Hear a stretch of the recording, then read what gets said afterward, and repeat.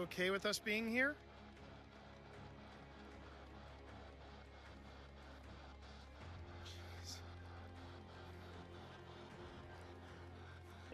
Lady.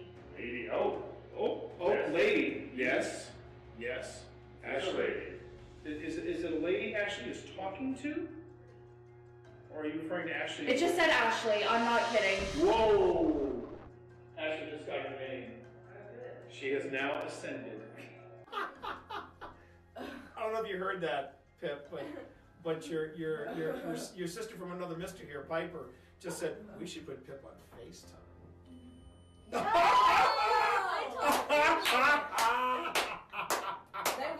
That was crazy. That's a good way to end the night, though. Yeah. Great way to end the night. Wild. About it. Okay, we need to. What is that? coordinate now. Yeah, what was that sound? What? I thought that was you rolling something. No. I thought that was you rolling something. At first I thought it was outside, but then it sounded like it was coming from That was- inside. That sounded like it was from in that? here. What was that? Yeah, but that switch does not seem to do anything. It just shuts off the armor. It shuts off the armor. Let me see if we can switch over here. Be Well, one. these switches here.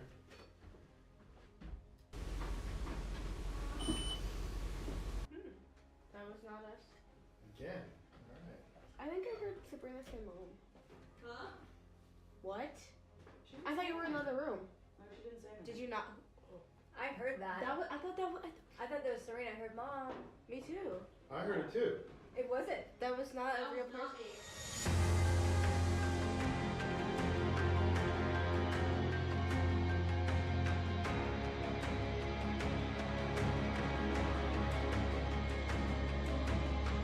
Annaberg.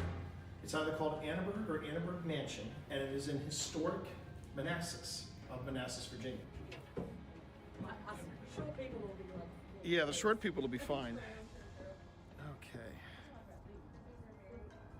So welcome everybody to the USS North Carolina. This is the Wildwood Sanatorium. And it looks like we've got really good Wi-Fi for this. This is where we're starting the investigation tonight. There's my partner in crime, Phil Rossi. Coming at you.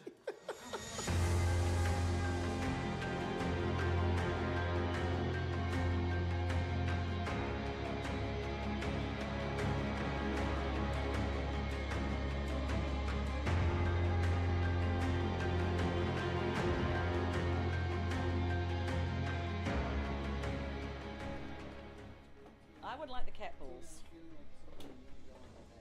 Someone needs some cat balls. What was that? What was that? Yeah, I thought it was something on the floor, but it's not. Someone needs some cat balls. All right, hold on. Hold the phone, everyone. I'm gonna isolate this section.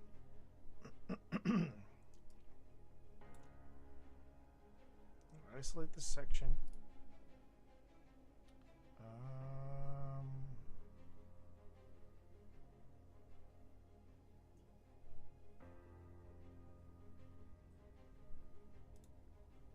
Okay.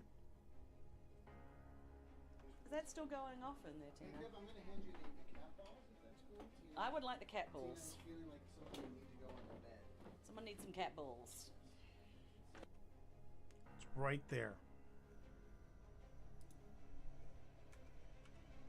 I'm now slowing it down to 175.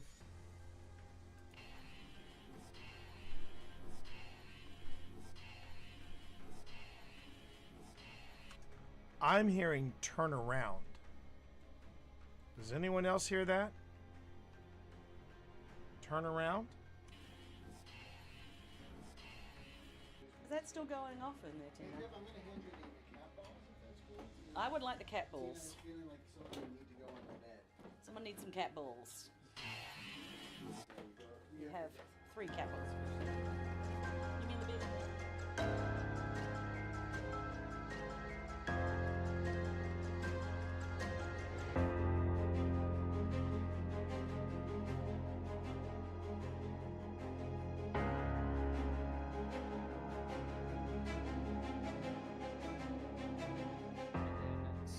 try to.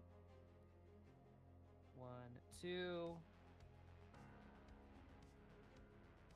And then I will put this one on the bottom. And So then I this see you're one having a lot of fun. on the top. And then Thor, has anyone ever called you a Bond villain in a previous life? Because, man, I swear to God, it just sounds like he's saying, it seems you have the upper hand in the cards, Mr. Bond. I mean, I never mean, said I wasn't. I wish I knew how to quit you, Thor. I wish I knew how to quit you. Oh, my God. Which is a 3/3, and Valgavoth, which is 6/6. a 6/6.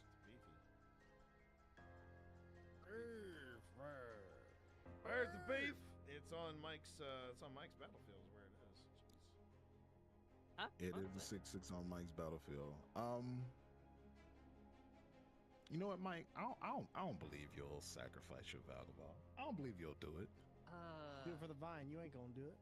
I don't believe you're gonna do it. I'm gonna send Yuma. Go ahead and block. You 6/6. won't. You won't do it. Have you lost life yet in your turn? No. You're about to.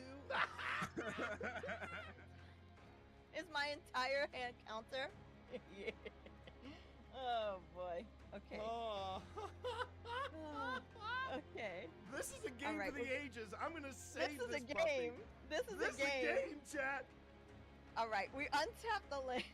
We untap the land. We're both at 1. I don't hear no bell. I don't hear no bell, Nick.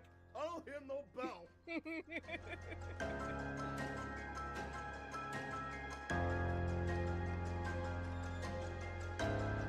All right. All right. Oh, son of a bitch. Oh.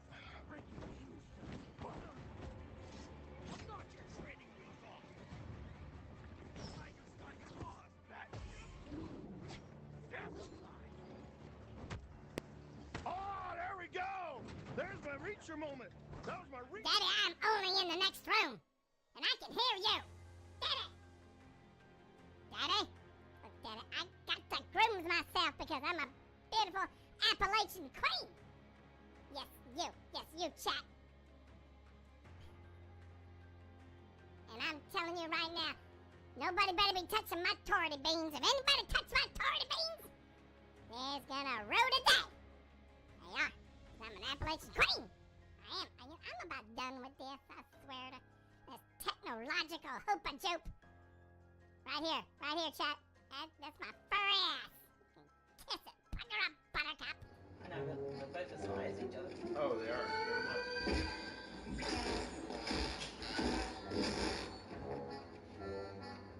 Game of the year, people. Game of the fucking year. I'm calling it right now. I'm calling it now. Game of the fucking year.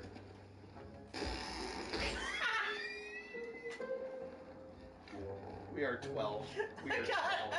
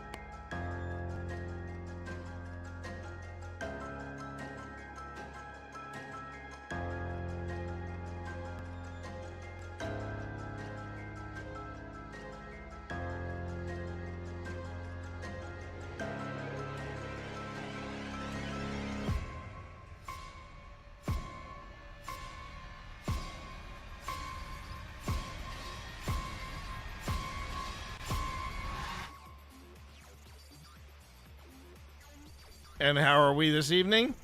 I hope you're out there. I hope you're enjoying your week. We're at Weekend Eve. Tomorrow's Friday. We're at Weekend Eve, everybody. So we're almost there.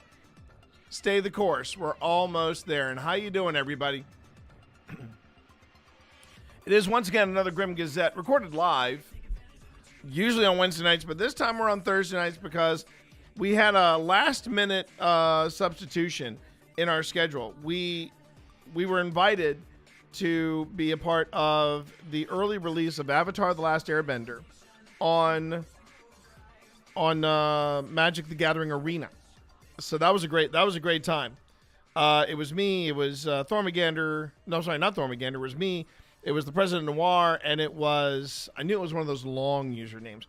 President Noir, and of course Mike the Quad.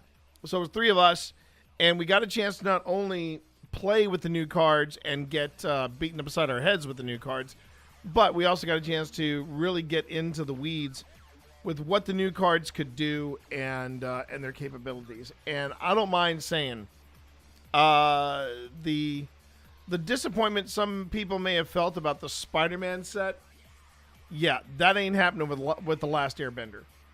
The Avatar set is really amazing. I don't even track with the IP, but the actual set is dynamite. The set is unbelievable.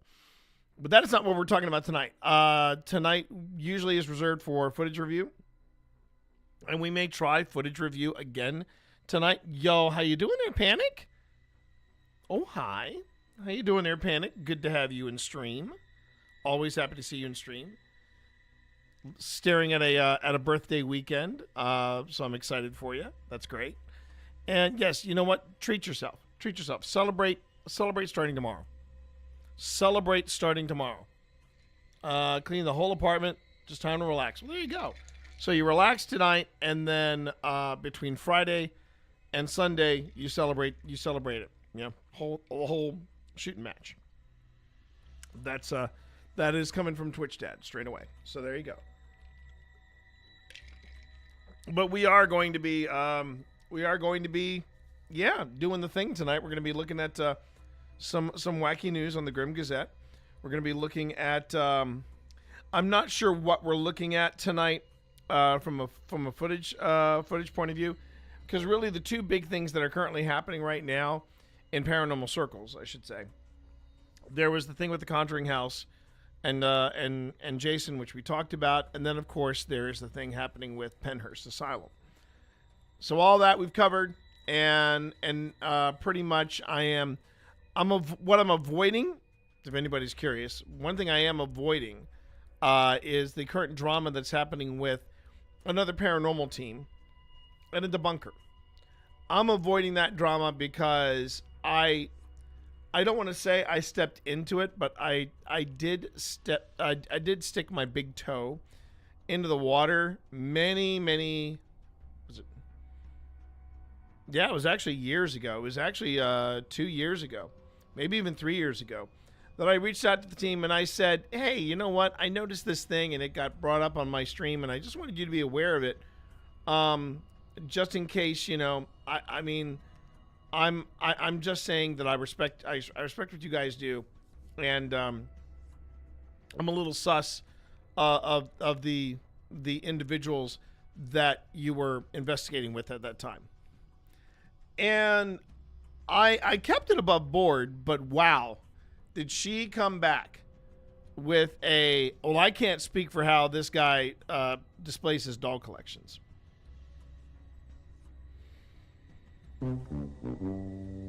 I'm like, that's your best defense?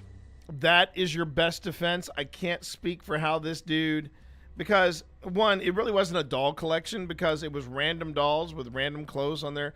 It wasn't like they were mint in box or they were organized in some sort of style or anything. No, these were just random dolls that were perched everywhere, on top of door frames, on top of furniture. They were perched everywhere. And he even had some straight up rag dolls standing upright in chairs. And I'm sitting there going, okay, so you're telling me that this is how you display your your extensive doll collection. Okay. Okay. I am not going to even try to take this any further. And that was the last communication. Sadly, it was the last communication I had with this team. I really did. I really liked what they were doing in the earlier days before they started getting closer and closer to 500,000 subs. And it's one of the things that I've noticed is that when people tend to get higher and higher and they find out, oh, hey, if I do the really crazy stuff, that will get me more eyeballs. You know, I mean, partnering up with psychics, that's a quick way to get eyeballs on me. Yeah. I just was like, okay. Cool. And this what's odder still is that this debunker doesn't even have any isn't even close to this team's sub list, but it tells you just how insecure some quote unquote successful teams are out there, because they're going tooth and nail at it, and I'm like, one, I don't think that's such a good idea, mainly because this guy is tenacious. This guy's not only tenacious, but he has very high connections, not just in the debunking community, but also in the paranormal community. So yeah, I am not. I'm like, if that's what you want to do, if that's what you do with your time and your energy, then okay, that's your call. And speaking of which, I do want to say what we're doing with our energy, you know, and everything like that. Thank you for bearing with me. I was a little late, obviously, tonight. I am late as I had to make sure that dinner was taken care of, and also that I got some dinner, because I really did not necessarily want to. I did not want to come on here and try to stream on an empty stomach. It's one of the things I'm a big proponent of. Not only taking care of yourself. By the way, virtual therapy session. You know, cool. I'm glad that you're taking care of yourself. Panic, and that's something I would tell everybody. Take care of yourselves.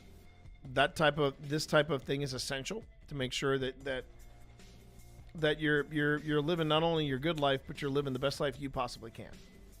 Always make time for yourself, and that includes getting some food in your system. So yeah.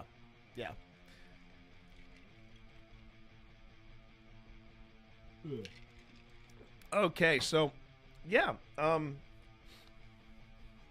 we are doing the Grim Gazette right now. At least we'll be getting into that. Oh, and I did want to say, I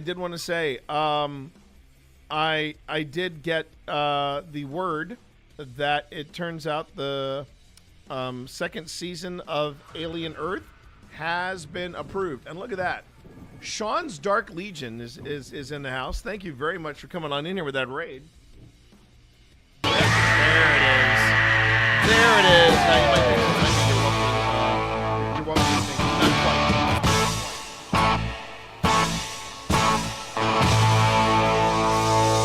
Sean, you might be new to Twitch, and that's more than fine, because now that you found me, this is what you can expect.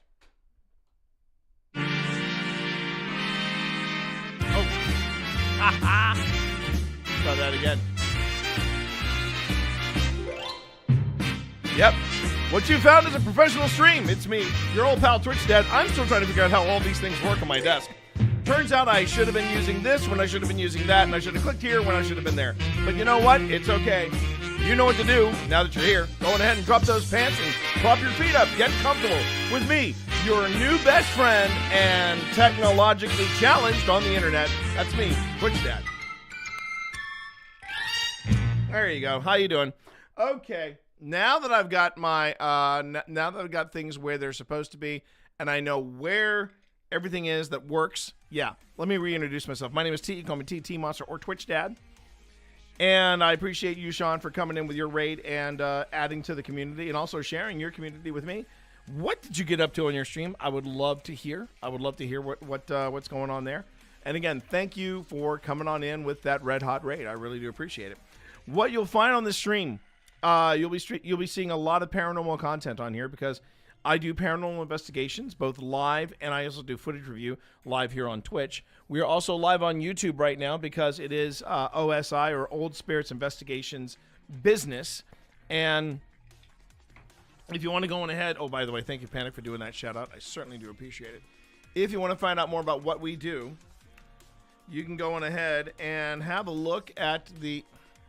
Yeah, I've got it. I'm actually talking in my own chat. Thank you, Streamlabs. Oh my God, what are you doing, Streamlabs? You're killing me. You are absolutely killing me. Fine, I'll go over here and do it. Battlefield 6. Oh, nicely done. Battlefield 6. Yeah, that's way out of my wheelhouse. That is way out of my wheelhouse. I have nothing but respect for people who play those types of games. The closest I ever came to anything like that, and this is fresh in my head because I just updated the BRB reel. I used to be a Destiny player. Now, how I got from Destiny to Paranormal Investigations Live, it's a long and complicated story. But welcome on in, Sean. Thank you for being here. And I hope Battlefield 6 was kind to you. So I do Paranormal Investigations Live. You can find out more about what we do at oldspiritsinvestigations.com, which will actually take you to the YouTube channel. For those of you on my YouTube channel, hi, good evening, and welcome. I do live investigations, live footage reviews, and then I do this, which is called the GRIM Gazette, which will be starting up in a few minutes. The GRIM Gazette is your weekly dose of weird news, paranormal analysis, not necessarily debunking, but paranormal analysis, and just anything paranormal that catches my eye. Tonight, because there really is no outstanding story in paranormal circles, there's a good possibility I will be returning, provided Premiere plays along on the PC. I will be returning to the Rocking Cradle House for a look at what we caught on our second, and yes, officially overnight visit to the Rocking Cradle House, one of the most haunted locations here in Lynchburg, Virginia. So if you have any questions about the paranormal, if you got any questions about Magic the Gathering, because we also do that here, and then there's a Saturday all-skate, Saturday matinee vibes kind of thing where I may pop into a VR headset and try some VR gaming. I may be trying out some new games. I may even go back to an old game. I've been feeling the itch. Again, I think the BRB reel has something to do with this, but I really wanted to start up a new run in Dead Space again. But that didn't happen, unfortunately. A lot of things didn't happen in October because, man, October was rough. But, Sean, if you need to raid and run, you go right ahead. You missed it earlier, but I'm a big proponent of not only mental health, but physical health as well. Make sure to take care of yourself. That is the first thing I would tell anybody in streaming, is that if you're not taking care of yourself, whether that's mental or physical, you're doing your community and your stream a disservice. So make sure you're taking care of that. As for me, I should have been live an hour ago, but I wanted to make sure that I got a nice dinner, and we took care of it, and we are good now. We are ready to go. So, do I have any investigations coming up right now? Apart from possibly, because it is fresh in our heads and it's close and it's convenient, we might return to the historic village and the Appomattox Historic Jail again, mainly because Phil and Tina were not around for the historic jail, and when it came to the historic village that we were visiting outside of Appomattox, Pip was not at 100%. Pip was not up at 100%. So she may want to have a crack at that place as well. I had to get off because I have to go to work tonight, so I need to get a little nap in. I can't blame you for that, Sean. This is a nap-friendly space, so you are good to go. Make sure to get that nap in before you head off to work.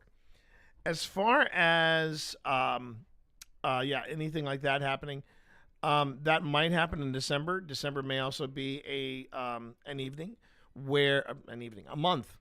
Jeez.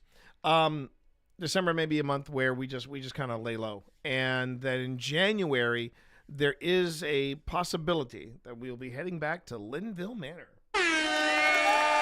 Not necessarily for a satanic panic experiment, not necessarily for that, but for a massive team up of not just one, not just two, but possibly up to 5 or even 6 paranormal teams. Now, it's going to be interesting because Linville's a big place. It's not that big. I would say you could get maybe 3, 4, possibly 4 teams comfortably into Linville, but I don't know if you could get beyond 4. So it might be a tight fit. But Wynn has been feeling very ambitious and has been really pushing the boat out to getting some notoriety, getting some news, if you will, getting headlines for being Linville Manor, and I am all for it. I love that. I love that space, as many of you know. So yeah, I'm thinking this might be a good thing. So so before we jump into it, what other housekeeping needs do I need to cover? As you might have heard me say, as a drive-by, I have finally updated the BRB reel. So now it is up to date with brand new graphics, brand new clips. Some have been rearranged. Some stuff that I took from the previous hype reel is now in the BRB reel, and so yeah, I've got that ticked off. Now I just have to take both reels and update them with Christmas music, because I know that we got Christmas coming up in December. Expect on December 1st that we are decked out for Christmas, because yes, I will make sure that the Christmas layout is good to go, right? The only time I ever change my spooky setup is, as you know, for Christmas. As far as the week is gone, we had a terrific day with Magic, with the Mana Buds, and then last night, well, it was more like yesterday and last night. We had a very solid 8-hour stream where we just looked at the cards from the new upcoming set on Avatar: The Last Airbender. Now, if you're wondering why am I not overly hyped for this, it is because I am not familiar with Avatar: The Last Airbender. I didn't see the film, and I've been told that was a good thing. I have not seen the miniseries that's on Netflix, which I've heard is a bad thing because the miniseries is supposed to be very, very good. And I have not seen any of the anime, including the spin-off that everybody raves about, The Legend of Korra. I have not really done a lot with this IP. I know enough about it to be dangerous. I know there's earthbenders, firebenders, and I know that I know that there are bears involved. Thank you for that walk-on. I do appreciate it, Panic. But I know there's a lot of lore, and there's a lot of things happening in Avatar: The Last Airbender, which makes it perfect for a full set. Now, one thing I have learned about the Avatar: Last Airbender set coming from Wizards of the Coast and Magic the Gathering later this month, I have been told that there are not going to be any commander sets for it. And this is an opportunity for people to make sets on their own, and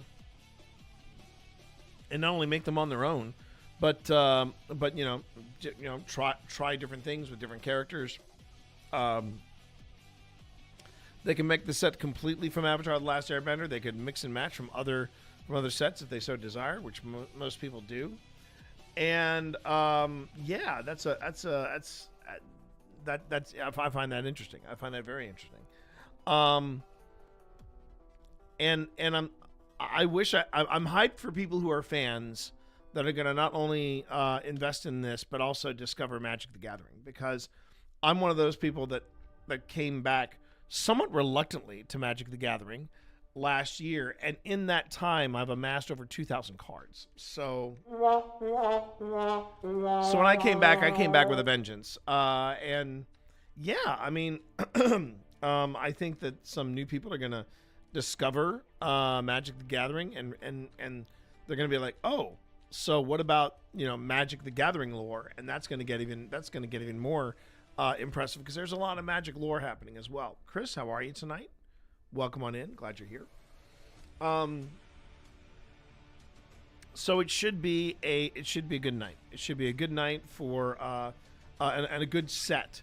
The Spider-Man set that they had released previously, it wasn't a full set. It was like more like I don't know if you would call it a full set or a half set or what kind of set it was, but it was a smaller set. And I don't mind saying I had buyer's remorse when I picked up the Spider-Man set, because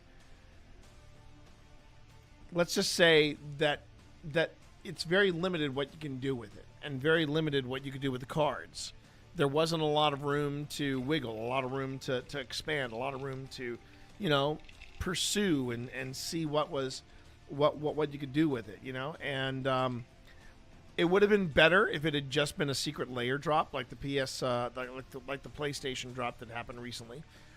If you want to know what I got from the PlayStation drop from Secret Layer, that you're going to have to wait and see how that goes Monday morning.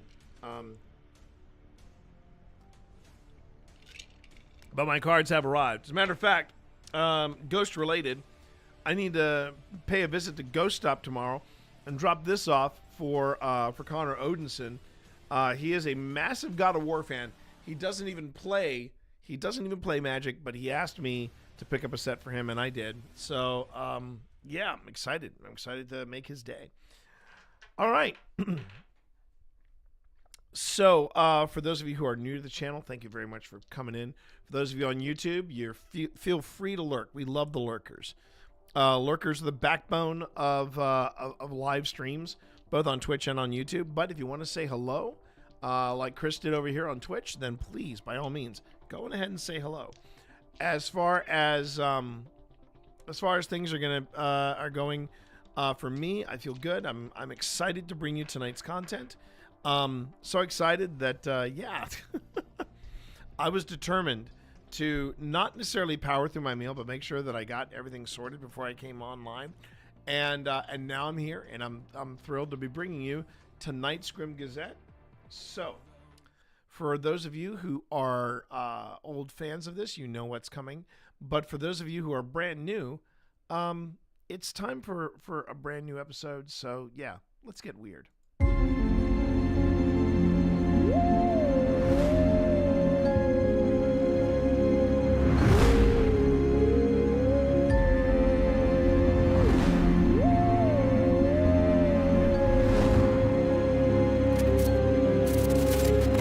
And you are watching the Grim Gazette with me, the Tea Monster. I am he. So feel free to call me TT Monster or Twitch Dad. And I'm representing Old Spirits Investigations tonight. This is our daily. I always do that. I have been really good with weekly up to this point, and then when I go into it, I say it's a daily dose. So we're good, right? So let's go now. Let's try this again. I'm representing Old Spirits Investigation, and this is OSI's weekly, as in once a week, weekly dose of weird news, paranormal analysis, and deep dives into the paranormal. So if you've got questions about what we do here, oh, are you kidding me? I am gonna snooze that ad break, because come on, I just got started. Normally we do this Wednesday nights, but we jumped to Thursday night this week, and this week only, because Wednesday we were focusing on Avatar: The Last Airbender Magic the Gathering set. So I'm pushing it back to tonight, so you still get that daily, or that weekly dose. I think, I can't say I'm getting a lack of sleep. I mean, I've been sleeping well-ish. I've been sleeping better than usual. I should say that. But man, I'm exercising again, so come on. And then I see myself in the other screen, and it looks like I'm off center. Okay. Am I good? I think I'm good now. I'm good. So, the weekly dose. The weekly dose of weird. That's what you're about to get. Your weekly dose of weird. Now, the weekly dose of weird does cover a lot. It also covers like some of the lighter points of the news and things like that. So we good. We good. We're gonna be kicking off this weekly dose of weird with what I think is a heartwarming, if not inspiring story for you all. Maine gym teacher sinks 1,516 three-pointers in 1 hour.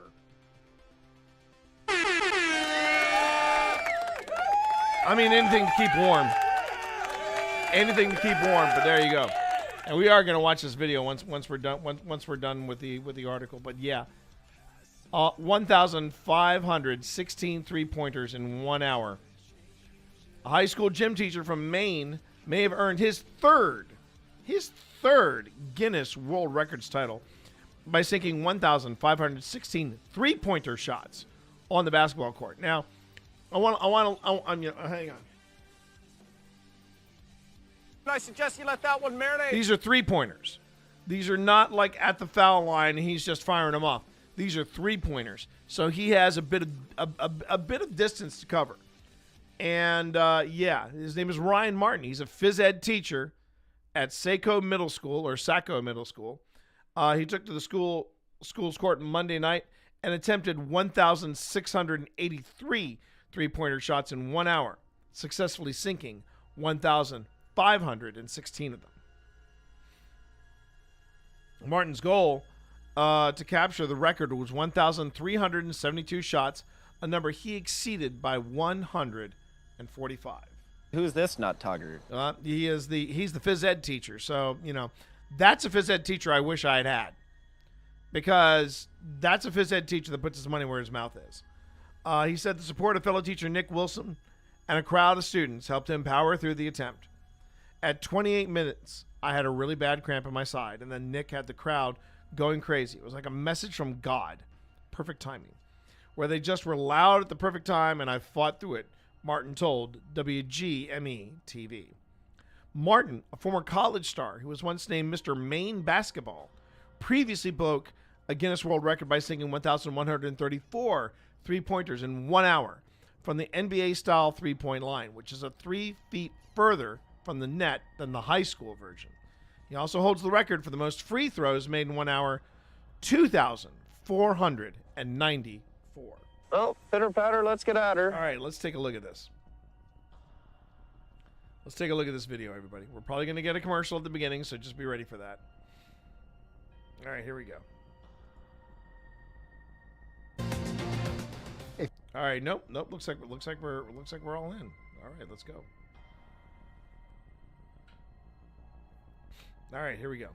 Physical education teacher in Saco just set his third Guinness World Record tonight, all three involving basketball.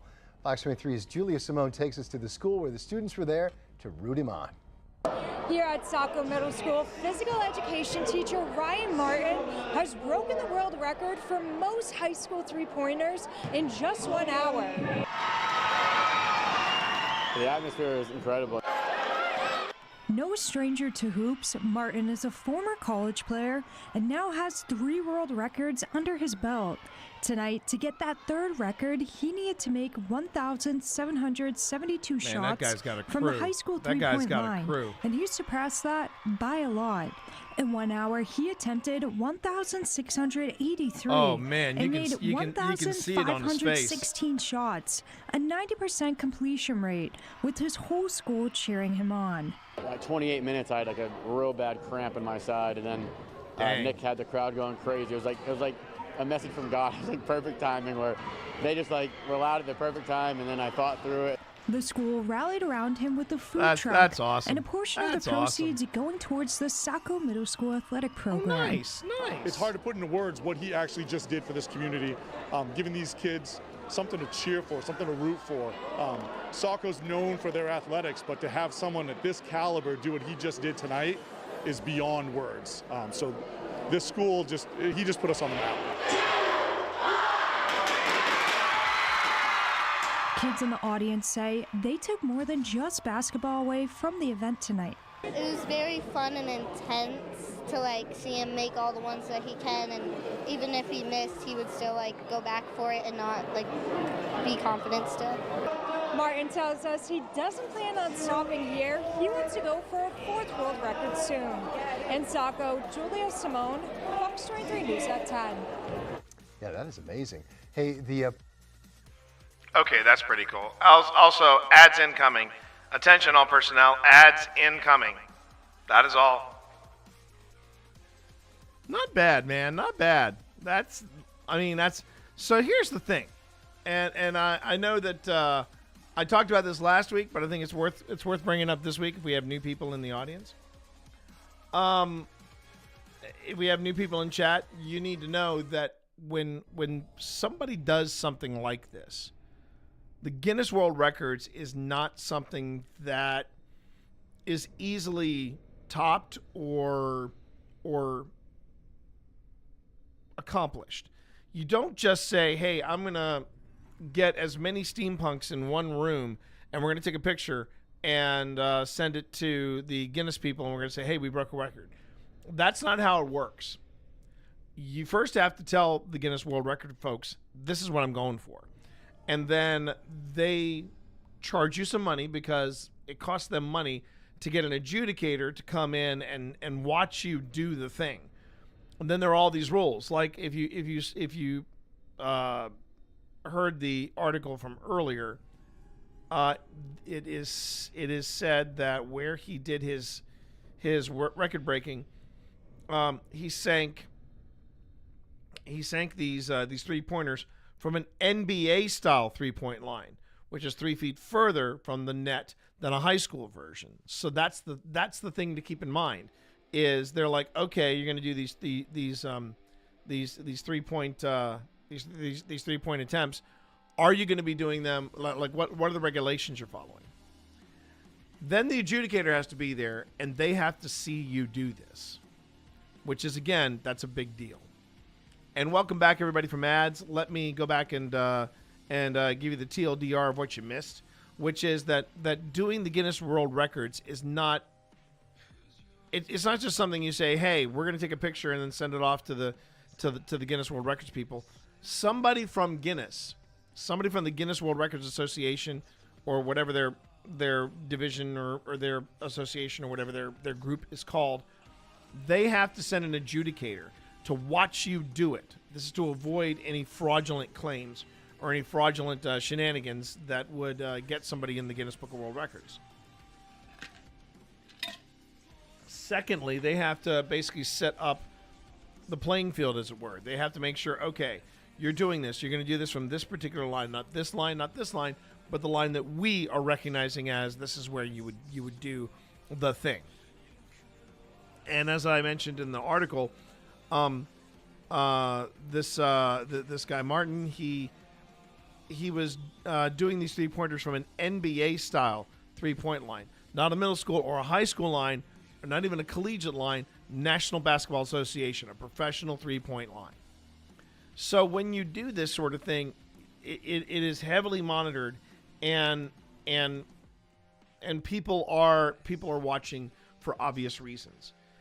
And I say all this because there was this associate, if you will, going back to the example that I used, who was rather cross with the Guinness World Records people because he just thought they would do this thing and then he'd send the photograph in and he'd take the world's record for most steampunks in one room.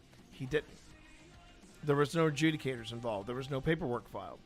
And when the Guinness Book of World Records people explained that to him, he got really, really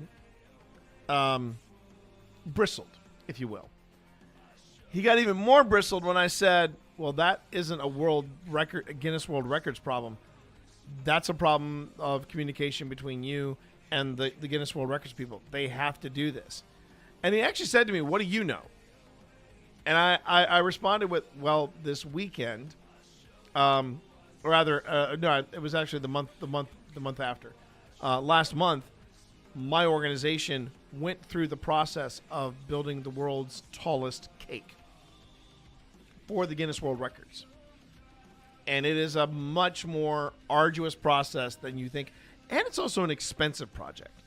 And he just got all huffy. And it's something that happens a lot in the steampunk community. There's a lot of ego. There's a lot of ego. So it is truly Victorian in that respect. Okay. Next up. The feel-good stories. Look, this isn't really quote-unquote weird news. But you know what?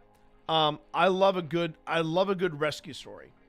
And what we got here is dog rescued after wandering into Massachusetts Turnpike Tunnel. And yes, we are going to watch the video. Traffic is brought to a halt.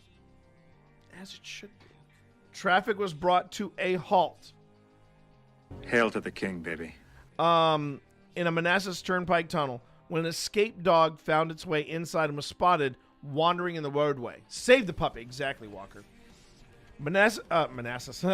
Massachusetts Department of Transportation surveillance footage shows the black and white dog weaving in and out of fast-moving traffic. Oh, poor kid. In the Ted Williams Tunnel. Massachusetts State Police were summoned to the scene and blocked traffic so the dog could be coaxed into the backseat of a cruiser. The dog, which had earlier been seen wandering near the economy parking lot at a Boston Logan International Airport, was taken to Boston Animal Care and Control and was later returned to its owner.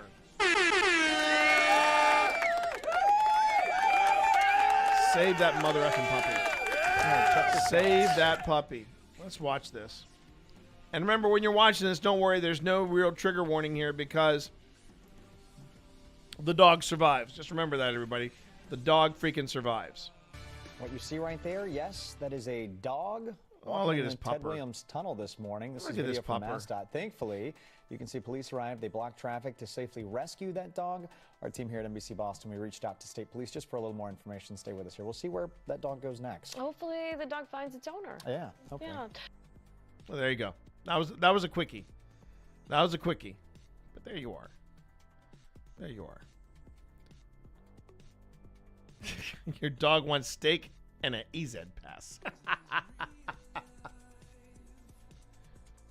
Now, this is appropriate for folks like Walker who have served. Thank you for your service, and for relatives of those who have served. Purple Heart found an abandoned safe deposit box, returned to family. As we all had we had Veterans Day just yesterday actually, and it was yesterday. No, it was 2 days ago. 2 days ago, and Purple Heart, belonging to a World War II veteran from Illinois, spent decades in a safe deposit box before being returned to his family in time for Veterans Day.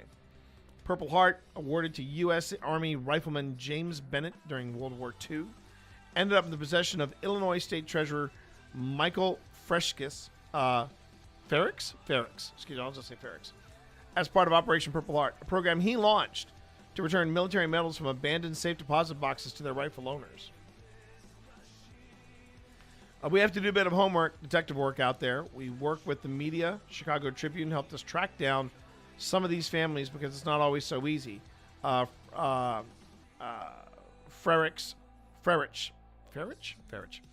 told Fox 32 Chicago. Bennett, a longtime Oak Park resident, died in 1990 at the age of 76.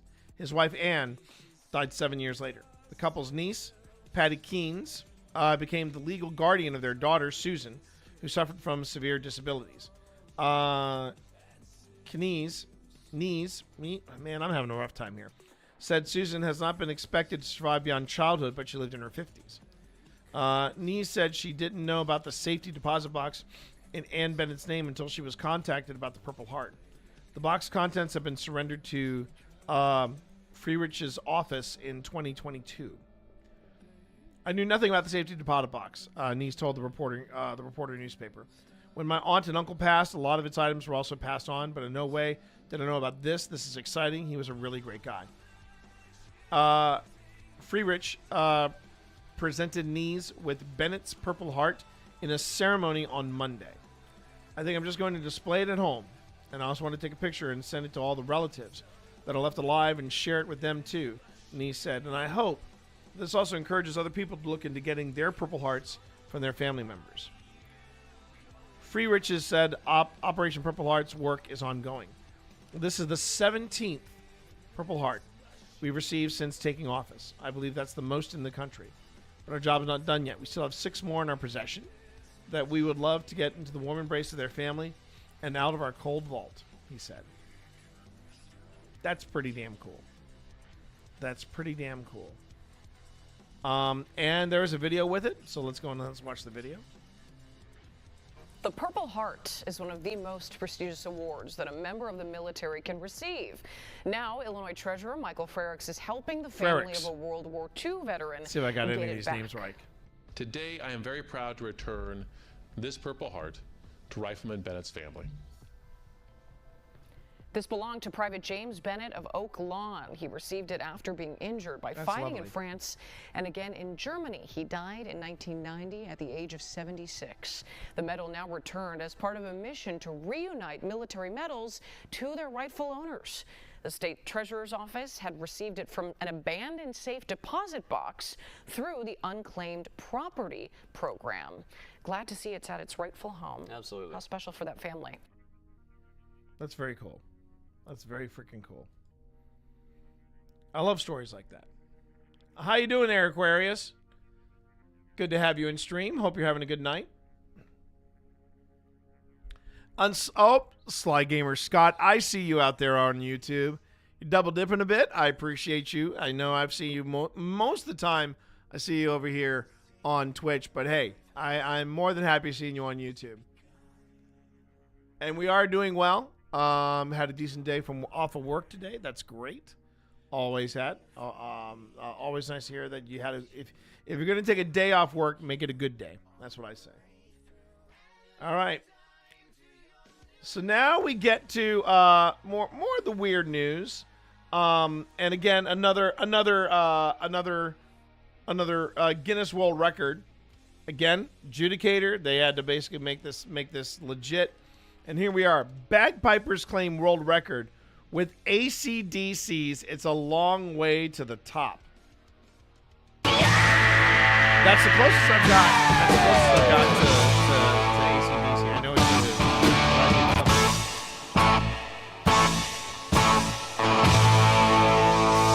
I have an echo somewhere in my stream deck.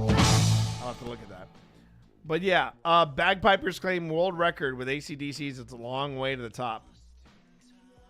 I don't know about you, but I would have much rather heard these Bagpipers do something a little on the nastier, grungier side, like Shoot the Thrill or Back in Black. That would have been kind of cool. That would have been righteous. Okay. Melbourne, Australia.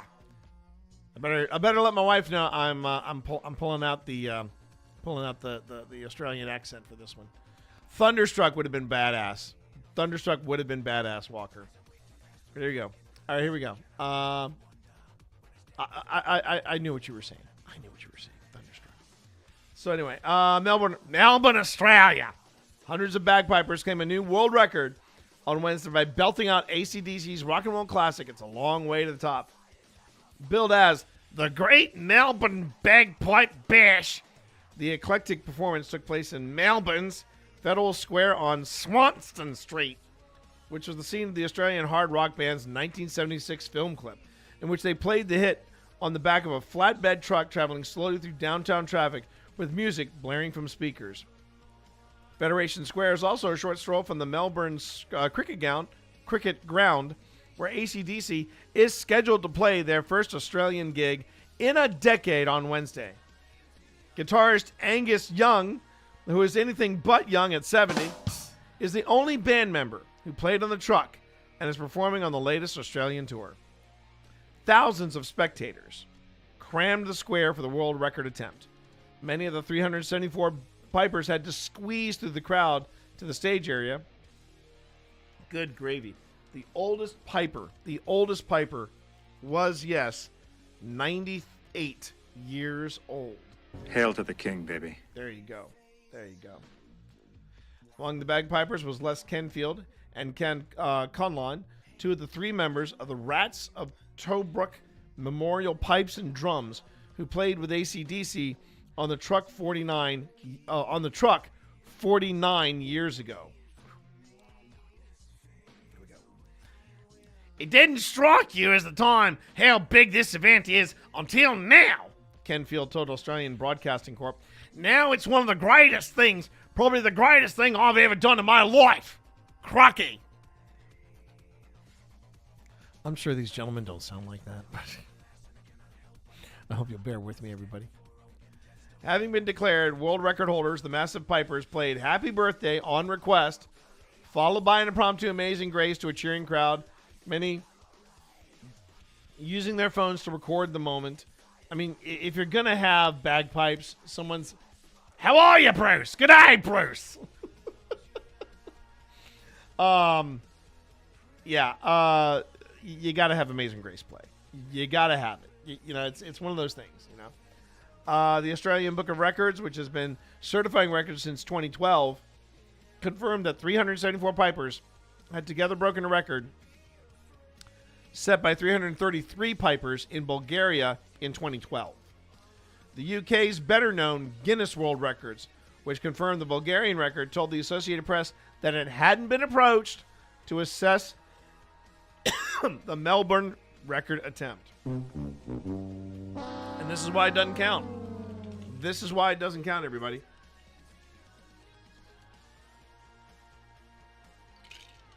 You gotta contact the folks at Guinness first. Everybody else, you can probably just give a phone call and you're golden. But you gotta get Guinness on the phone or on the email or somewhere and say, hey, this is what we want to do. Many of the enthusiastic spectators wore AC/DC t-shirts. Asked from the stage who among them was going to the concert, many hands went up. One AC/DC fan who didn't see the record set was Keegan Kohler, 23, a self-employed electrician from Columbus, Ohio. He had been waiting outside the concert stadium since 4:50 a.m. to ensure he'd be first when the gates opened at 5 p.m. The bagpipe record was set nearby at 5:15. Kohler said AC/DC performed their Power Up tour this year in Cleveland, Washington, D.C., Detroit, and Pittsburgh, but expects the experience will be better in the band's home country. He will see 2 shows in Melbourne and 1 in the band's hometown of Sydney. I think Aussie crowds are going to be way better than the U.S., he said. I think it's going to be more eventful, more headbanging, more excitement with the crowds. Now, if you're wondering why I didn't give him an accent, it's because this guy's a Yank. So there you go. Kohler also reacquainted himself outside the stadium with Stephen Scott from Charlotte, North Carolina. The pair first met in a line outside an AC/DC concert in Detroit. Scott, a 33-year-old real estate agent, has seen the current tour multiple times in Europe as well as the United States and wanted to see the band perform in Australia. I've always talked about wanting to see them here. This is the first opportunity really to do it and maybe the last, Scott said. His fiancée, Amber Thompson, a 31-year-old artist, said it was Scott's idea to travel 10,000 miles for the concert. I enjoy it, but actually for this one, this is the girlfriend. I enjoy it, but I probably wouldn't be here if I didn't know him, she said, referring to Scott, whom she described as a true fan. Had a video, so let's see this video. I want to see this video. Hey, look at that. Look at that. An ad for Avatar: The Last Airbender. I love that. Let's go. Let's go.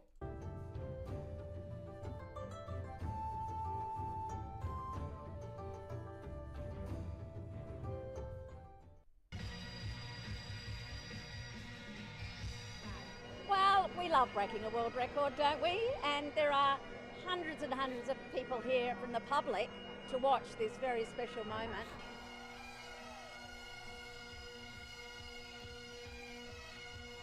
Let's go. Well, I've been playing bagpipes since I was 9, and I'm just sort of thinking this would be a bit of fun towards the end of my career. Shoot, it would have been really cool if Piper Alley had made it down there. That would have been baller.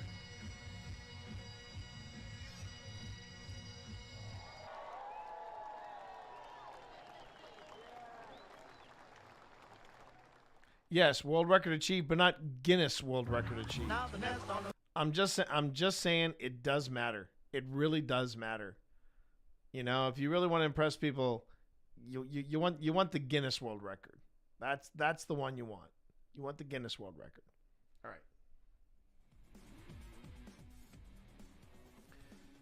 Next up, solar storms bring colorful northern lights to unexpected places. So here's a little something I wanna throw out to everybody. Everybody watching both on YouTube and on Twitch. If you suddenly find out that the northern lights are in fact happening where you are, I would invite you to come to the Discord and drop a photo in there. I'm a bit of an astronomy nerd, and I would love to see it if you had the northern lights in your area. So go on ahead and do that. Join up on the Discord and drop your photo. You can throw it into the just chatting or just or chit chat section. That's probably the easiest place to put it. But I'd love to know if the northern lights are hitting your area. Apparently they're hitting our area, but I've had too much on my plate to even try and see if I could do a time exposure.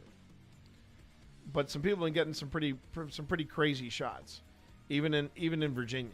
So yeah, I think that's pretty damn cool. Okay. So, coming out of New York, solar storms brought colorful auroras to unexpected places on Tuesday night, and there could be more to come. Space weather forecasters confirmed that storms reached severe levels, triggering vibrant northern lights in Europe, including Hungary and the United Kingdom. In the U.S., the hues were spotted as far south as Kansas, Colorado, and Texas. There were some impacts to GPS communications and the power grid. Sean Dahl, with the National Oceanic and Atmospheric Administration, said in a video posted on X. The uptick in solar activity forced NASA on Wednesday to postpone the launch of Blue Origin's new rocket carrying Mars orbiters until conditions improve. Over the past few days, the sun has burped. Yes, you heard me right. The sun has burped several bursts of energy called coronal mass ejections. Unleash the fury! Too cloudy for me, and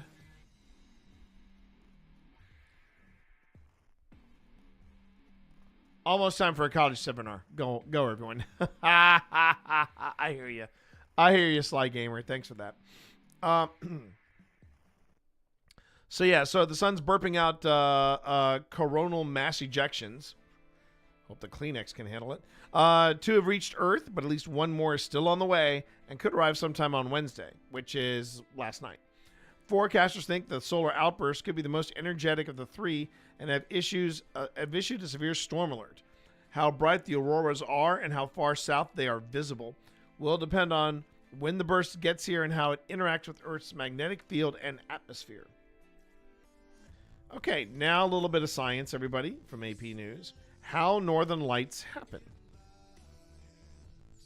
The sun is at the maximum phase of its 11-year activity cycle, making the lights displays more common and widespread. Colorful northern lights have decorated night skies in unexpected places, and space weather experts say there are more auroras still to come. Aurora displays, known as the northern and southern lights, are commonly visible near the poles, where charged particles from the sun interact with the Earth's atmosphere. Sky gazers are spotting the lights deeper in the United States and Europe because the sun is going through a major facelift. Every 11 years, its magnetic poles swap places, causing magnetic twists and tangles along the way. Last year, the strongest geomagnetic storm in 2 decades slammed Earth. producing light displays across the northern hemisphere. And soon afterwards, a powerful solar storm dazzled sky gazers from the Arctic Circle when dancing lights appeared in unexpected places, including Germany, the United Kingdom, New England, and New York City. The sun's active spurt is expected to last. Where's my cursor? There we go. The sun's active spurt is expected to last at least the end of this year, although when solar activity will peak won't be known until months after the fact, according to NASA and NOAA. How solar storms affect Earth. This is good to know. This is really good to know. Solar storms can bring more than just colorful lights to Earth. When fast-moving particles in plasma slam into Earth's magnetic field, they can temporarily disrupt the power grid. Space weather can also interfere with air traffic control, radio, and satellites in orbit. Severe storms are capable of scrambling other radio and GPS communications. In 1859, a severe solar storm triggered auroras as far south as Hawaii and set telegraph lines on fire in a rare event. And in 1972, solar storm may have detonated magnetic U.S. sea mines off the coast of Vietnam. Space weather experts aren't able to predict a solar storm months in advance. Instead, they alert relevant parties to prepare in the days before a solar outburst hits Earth. How to see auroras. Northern Lights forecasts can be found on NOAA's Space Weather Prediction Center website or an aurora forecasting app. Of course there's an app for it. Of course there's an app for it. There's got to be an app for it. Experts recommend sky gazing from a local national park and check the weather forecast because clouds can cover up the spectacle entirely. Taking a picture with a smartphone camera may also reveal hints of the aura that aren't visible to the naked eye. So that brings us back to something I mentioned earlier, where we were investigating, right? Where we were investigating last weekend. We might have to try to get you up here for this, Walker. Really neat place. It was a historic village and a historic jail, but there was a lot more than just the jail going on in the building. Neat place. Absolutely loved both of them. But when we went out to the historic village, that was country dark. I mean, we were seeing lights. Hang on. I think I know one way I can show you to illustrate to you how country dark this place was.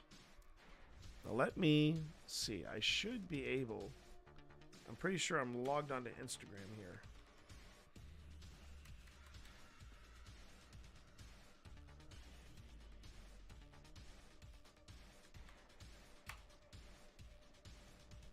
Oh, come on. Really? Ugh. All right. Let's do... Okay. I'm not worried about you seeing that password because that password, yeah, it doesn't exist anymore because Stratford University doesn't exist anymore. Long story there. Let's just say when I left Stratford University, I was not crying in my beer. I actually managed to find a job before they could let me go. So I had that going for me, which is nice. Do I not have it written down in here somewhere? Oh, are you kidding me? Are you kidding me? All right, I have to guess. Let's see.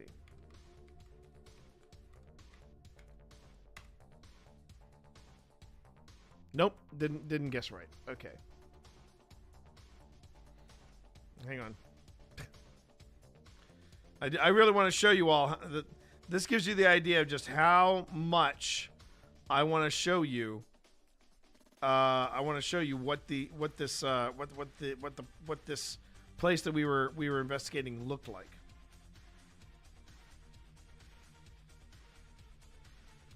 Okay, that's not what I wanted, but okay. There we go. There, no.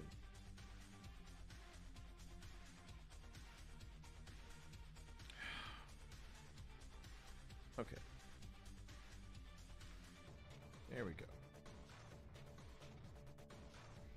Okay.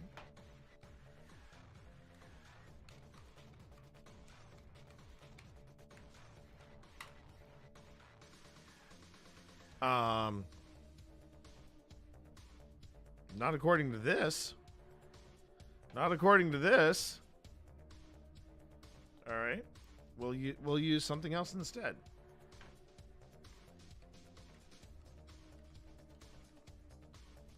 I feel like I'm having an old man moment now. Everything's in all caps. Now this... What do you mean that doesn't work? What do you mean that doesn't work? You're killing me.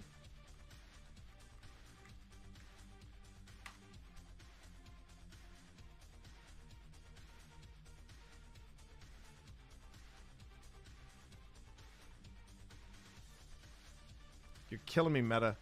You are absolutely killing me right now. I feel myself just, oh my God. Yes, save the info, please, because why not? No, I don't care. Stop. This girl's a sweetheart, just so you know. Okay, where was I going with this? I was going to do this.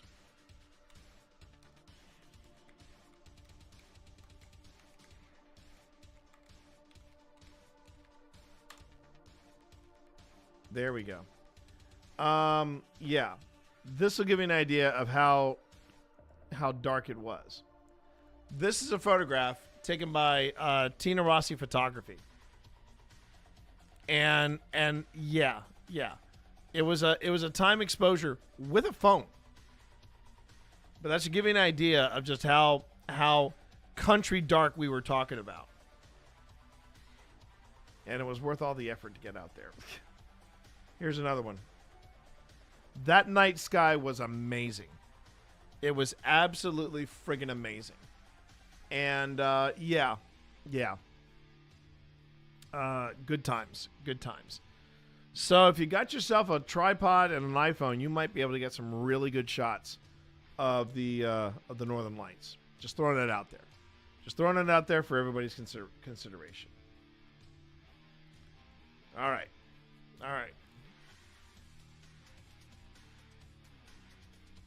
Okay. Now this one is definitely weird news territory, and I don't mind.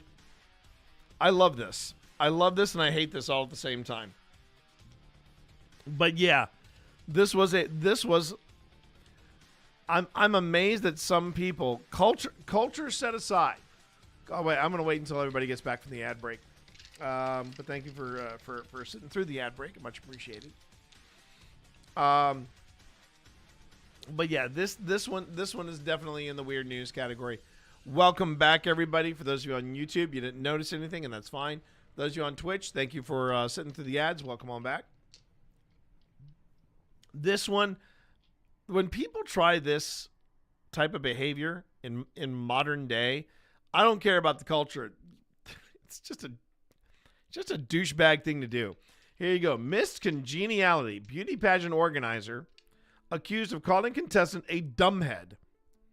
Now what? I'm not even going to try that. Reprimanded Miss Mexico in a video that's gone viral, and at a news conference, he sobbed dramatically while asking for forgiveness. Oh dear. Oh dear. The organizer of the Miss Universe has told Sky News he cannot stand down from his position, despite allegations he was aggressive towards a contestant. In a video that has now gone viral, Nawat appeared to reprimand Miss Mexico after she had failed to post promotional content about Thailand, this year's host country, online.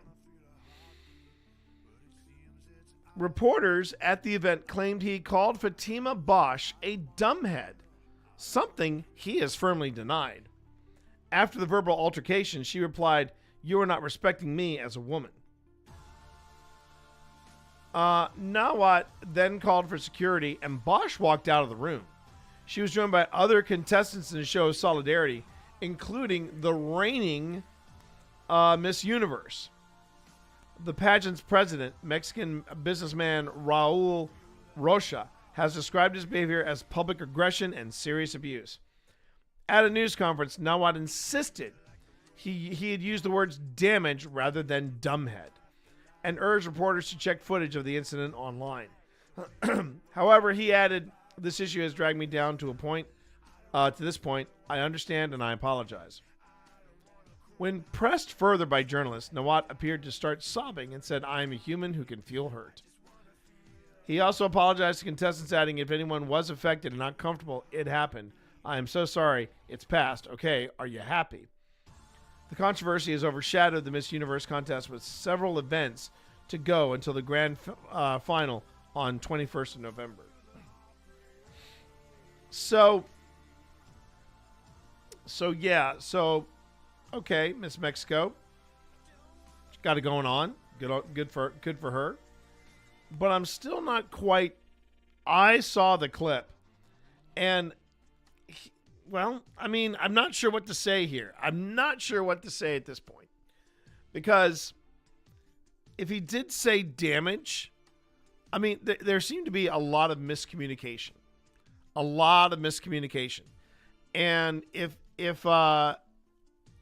if you're using a language that you're not comfortable with, well, that's a recipe for disaster right there. And yeah.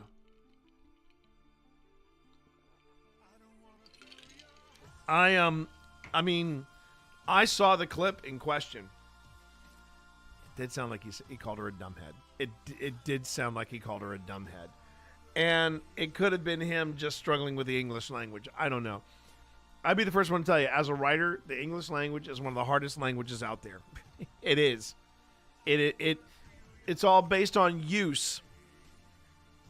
It's all based on use and placement with some words that that make you say, well, is it read or is it read?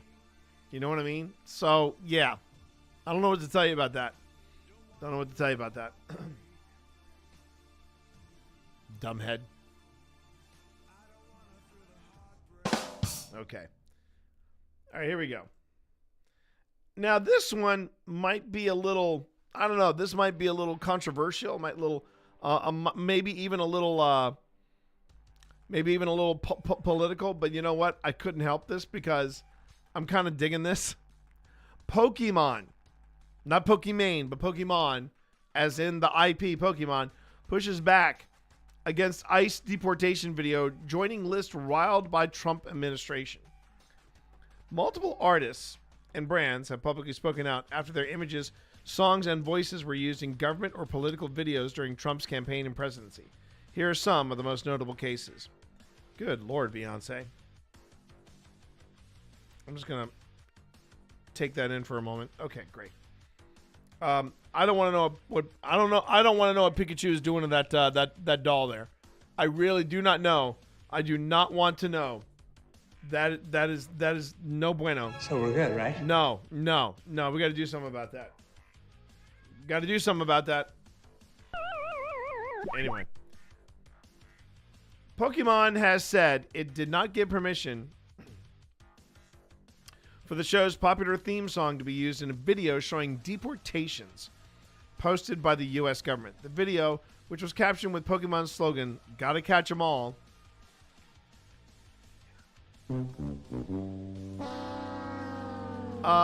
showed Border Patrol and Immigration and Customs Enforcement agents making several arrests. It also features snippets of Pokemon anime TV show showing the main character Ash Ketchum. In a statement, the Pokemon Company International said, "Our company was not involved in the creation or distribution of this content, and permission was not granted for use of our intellectual property." It was posted on the Homeland Security X account and the White House TikTok page, and it has been viewed millions of times. In a response to Sky News' request for comment, a DHS spokesperson played on the lyrics to the Pokemon theme tune, saying, "To arrest them is our real test, to deport them is our cause."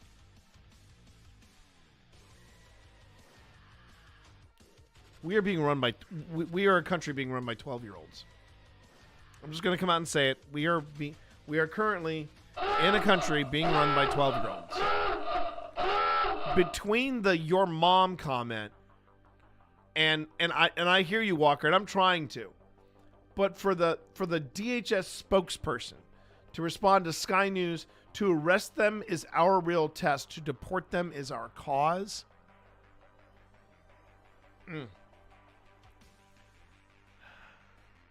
And they think they're being clever. Pokemon is just one in a long list of artists and brands that have publicly distanced themselves from the Trump administration after their images, songs, or voices were used in government or political campaign videos. Here are some of the more notable times the White House or Donald Trump himself has clashed with pop culture. Theo Vaughn, the comedian and podcaster, objected to a now deleted DHS video, which used a clip of him saying, "Heard you got deported, dude, bye." Vaughn, who interviewed Mr. Trump during the presidential campaign on his podcast this past weekend, and is a popular figure among a mostly young male audience, shared the DHS video to his more than 1.6 million X followers on Tuesday, saying he didn't approve of this. You know, didn't approve of this and didn't vote for this, man, those are very, very close statements to one another, to which I say, yeah, cry harder. Cry harder because... I'm touching myself tonight. We could have had it a lot different, but this is what you voted for. I know you know my address, so send a check, Vaughn said in a now deleted post, according to Sky News, U.S. partner network NBC. And please take this down and please keep me out of your banger deportation videos. When it comes to immigration, my thoughts and heart are a lot more nuanced than the videos allows. Bye. NBC reported that shortly after its original article was published, DHS took down the video. Yeah, this guy. Yeah. Good on you. Jess Glynn.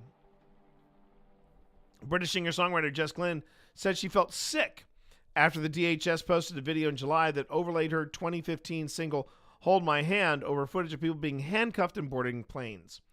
The song has become closely associated with holiday company Jet2, whose advert went viral on TikTok along with the voiceover "Nothing Beats a Jet2 Holiday." Mocking the viral trend, the DHS video was captioned, "When ICE books you a one-way Jet2 holiday to deportation, nothing beats it." Responding to the video on her Instagram stories, Glenn said her music is about love, unity, and spreading positivity, never about division or hate. Black Rebel Motorcycle Club. California rock band Black Rebel Motorcycle Club issued a cease and desist notice to DHS in, I think that's a typo, DHS in July after a video posted on Instagram using their version of the folk song God's Gonna Cut You Down. A cease and desist letter is often sent before any formal legal action starts and demands that the recipient stops their allegedly unlawful activity and does not repeat it. Reacting to the video, which shows a montage of border protection officers, the band accused the DHS of breaching copyright law. A statement said, "For the record, we hereby order DHS Gov to cease and desist the use of our recording and demand that you immediately pull down your video." The video remains on the official DHS Instagram page. Beyonce. While on the presidential campaign trail in August 2024, Mr. Trump's campaign spokesperson used Beyonce's song Freedom in a video of the president attending an event in Michigan. Shortly after the clip was posted on X, Beyonce's record label threatened to issue a cease and desist letter to the Trump campaign. A source told Rolling Stone magazine that they did not obtain permission to use the song, which is from the singer's 2016 album Lemonade. The song was then adopted by Kamala Harris's campaign and played regularly at her rallies, one of which Beyonce spoke at. The Rolling Stones. Ahead of the 2020 presidential election, the Rolling Stones warned the president that he would be facing legal action if he continued to use their songs at his campaign rallies. A statement released by the band's legal team at the time said that despite cease and desist letters being issued, the band was taking further steps to exclude Mr. Trump from using their songs for his political campaigning. The band warned it was working with performing rights organization BMI and would bring a lawsuit if Mr. Trump continued to use music that had not been licensed. So what does the law say? And this always matters to me. This does matter to me. And I think it's particular to me because this is a copyright issue, and I've been victim of this in that Meta and Google and other tech bros basically hired this company to get them access with their AI and teach it, and teach their engines. This is how you write stuff. Problem was they used most of the works in my bibliography without permission. So what does this mean? This means that I joined the class action lawsuit and I'm supposed to be getting something from it. I don't know what, and it's not going to happen until next year, but we'll see what happens, right? We'll see what happens. In short, to use music for online promotional content, licenses are needed from the owners of the composition and sound recording. Now, that's important. They're needed from the owners of the composition and sound recording, which is why you're seeing a lot more artists choosing to retain either the composition or the sound recording, because that's where you make your money. That's where you make your money. Without the proper licenses, companies can expose themselves to risks of copyright infringement claims, including when content is posted by influencers, and this can come with hefty financial penalties. TikTok provides users with a library of licensed music, which includes songs that can be used in videos. However, these can be used for only personal entertainment or non-commercial purposes only. Social media platforms says content that promotes a brand, product, or service should use music from its commercial music library, which is pre-cleared for commercial use. Something Twitch knows a lot about after 2020. Just saying. That was a hard lesson learned for a lot of people on Twitch. A lot of people on Twitch. But Meta, the company which owns Instagram and Facebook, has similar rules on music use. Politicians on a campaign trail may be able to use copyrighted music under fair use, a legal doctrine in the U.S. similar to the UK's fair dealing. To qualify as fair use, though, 4 factors need to be considered, including purpose, the nature of the copyrighted work, the amount of sustainability used, and the effect it could potentially have on the value of the copyrighted work. That last one in particular, I think comes back to bite a lot of people in the butt. And yeah, I mean,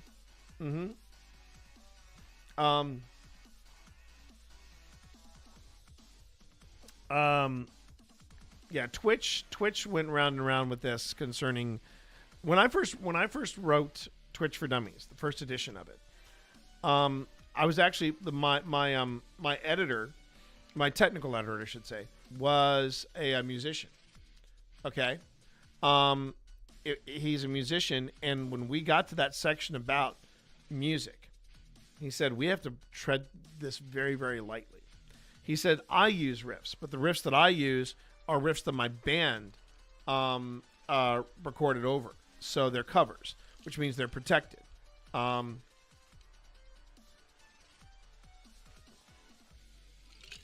And he says, but there are a lot of people that they just play whatever music they want to play. And then when the DCMA apocalypse happened, I mean, I remember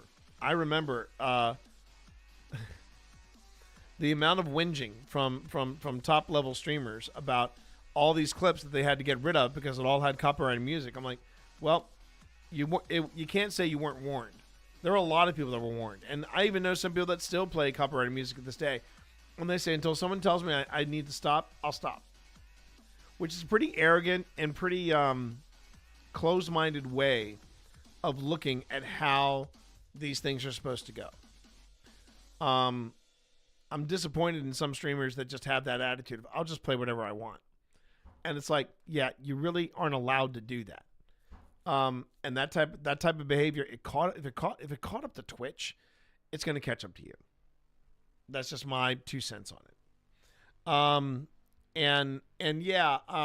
What you're hearing right now, this is supposed to be stream safe music. I am not supposed to get dinged for using this music. Now, over on YouTube, it's a different story. And YouTube will simply say, okay, we've got some copyrighted music playing on your stream. So yeah, you can't make money off of people watching this a second time or third time or whatever. Which, so to me, I say, okay, most of the stuff that I stream live on Twitch and YouTube, I don't necessarily have to worry about the monetary value of it. Pretzel Rocks at least has a deal with Twitch. It's like, yeah, if this shows up on Twitch, it's fine. And all is square and all is well, and we're all good. I haven't been dinged yet. The moment I'm dinged, I'm gonna either change my settings in Pretzel Rocks or do something different. And on YouTube, The stuff that I'm posting on there is all the music. I know for a fact I have the licenses for it. It's either in Vanto or it's music by Phil Rossi. So, you know, and I'm always one. I'd be more than happy to have more live music from Phil Rossi. That's something I'm aiming for season 5. Well, that, everybody, that brings us to the end of our weird news. Oh, geez. I knew what I forgot to do.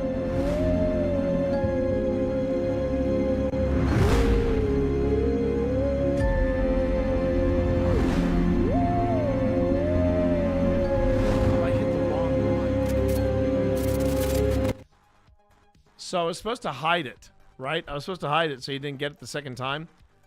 I hid the wrong one. I clicked, you know, not thinking I had not moved my my mouse. Turns out I had. But now you know. You've been watching the Grim Gazette, and we've just wrapped up our weird news segment. Hope you enjoyed that. Coming up, we have now our paranormal analysis. And because this is only the 3rd episode of the Grim, as you can tell, a little raw around the edges, because this is the 3rd Grim Gazette that I've done since its long hiatus, I think what I want to do is I want to stick with stuff from Nuke's Top 10. It's low-hanging fruit. But if you would like to submit a clip or submit something for me to look at and analyze on the Grim Gazette, you can go to the Discord that you see in the chat on YouTube and the Discord that you see in Twitch, and you can go on ahead and send and submit a clip to the Grim Gazette for me to analyze and see if it's paranormal or if I can explain it away. That's how that works. So right now we're going to take a break. So if you feel like you need to, you know, stretch your legs, if you need to get a bite to eat, get some hydration, because I know I'm going to need some hydration. Yeah, please take some time to take care of yourself. And now we get to roll out a brand spanking new BRB reel. So enjoy some of these clips. You'll get to know the stream a little better. These are clips from the past, present, and future. More past and present than the future, obviously. But if you want to take a look at this channel in depth, please stick around for the BRB reel. And I will be back momentarily. Thank you for being here. I will see you all in a few.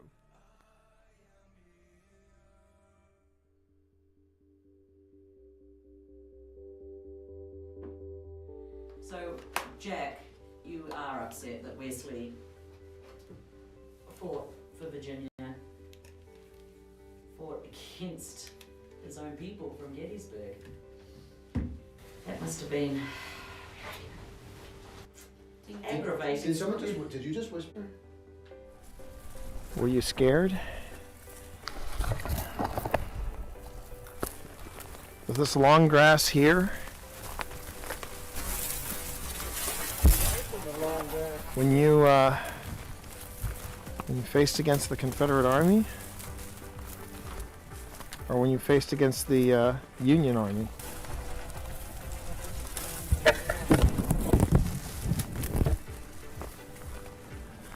48. Nearly 1. 1 a.m. Almost 1. Hasn't felt like 6.5 hours. No, it has not. It has not. Now I know. Heard that too, babe. Yeah. Hello? We're just going to introduce ourselves, and then we are going to sit in silence to give you a chance to introduce yourself. My name is T. My name is Pip. My name is Val. Hi, I'm John Walker to my friends, and hopefully we can count you as those. Well, you just got a yes from here, or at least you got the candle lit here. Oh, well, So nice to meet you. I think that's a good sign. Yes. Yep. Did you all hear that? I did hear that. That was, yeah. It sounded like a, It sounded like, well, I thought it sounded like movement over there.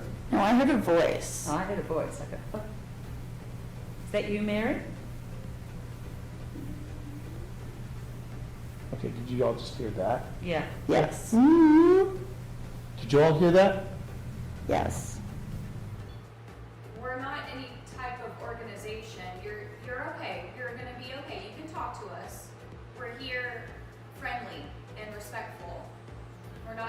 conversation in any way. Yeah. Exactly. We're very friendly and we come with full respect. Are you scared? Nervous maybe? A lot of people, huh? Yeah. So I tell you what. Yeah, if you're good with us going back to the mess hall and having somebody else try to talk to you. Okay. All right, cool. Okay, well then, all right, calm down. In the words of Ted, calm down. But let us grab our gear, and then we're gonna go and we're gonna go. No, we're not going. We're just moving to a different spot to talk to you. Is that good? Is that okay? If you want me to back off, you gotta go up to the blue light. The REM pod is Phil's. The REM pod's Phil thing. The blue light is my thing. No? No. What if I ask please? Because you're right. I'm in the South. I should know my manners. If you want me to back off, you gotta go up to the blue light. The REM pod is Phil's. The REM pod's Phil thing. The blue light is my thing. No? No. What if I ask please? Because you're right. I'm in the South. I should know my manners. If you want me to back off, you gotta go up to the blue light. The REM pod is Phil's. The REM pod's Phil thing. The blue light is my thing. No? No. What if I ask please? Because you're right. I'm in the South. I should know my manners. If you want me to back off, you gotta go up to the blue light. The REM pod is Phil's. The REM pod's Phil thing. The blue light is my thing. No? No. What if I ask please? Because you're right. I'm in the South. I should know my manners. If you want me to back off, you gotta go up to the blue light. The REM pod is Phil's. The REM pod's Phil thing. The blue light is my thing. No? It sounded like no. What if I ask please? Because you're right. I'm in the South. I should know my manners.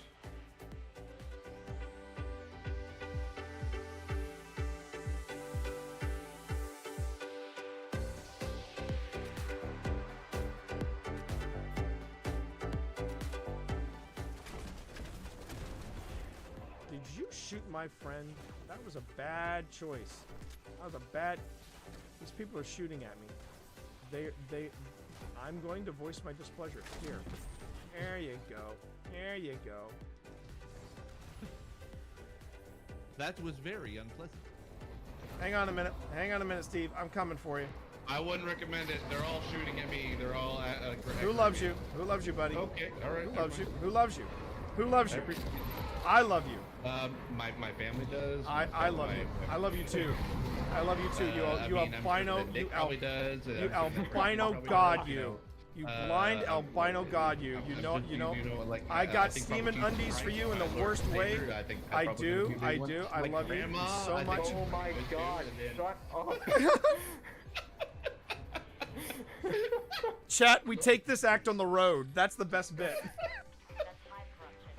Well, I have ascending dots on my PKE meter here, so. Yeah, that's what it's burning up. What is the? Still says it's ascending. Oh, Steve! It's over there. It's done. Let's blast it. Crowd's going out. Oh, look at this. Oh, I found a. Hey, wait, where'd that rift come from? I think we knocked it out of Steve's hands. No, it was in that room. I saw it. It was like, Bye, Steve! Get him in there. Get him in there. Okay. All right. Get this rift. Concentrate on the rift. Pack's about to overheat. That's fine. Take the rift.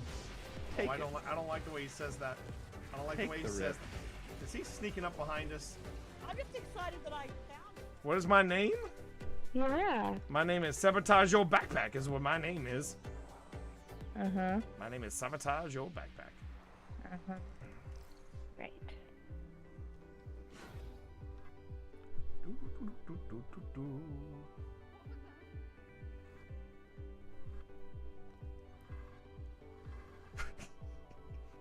You s-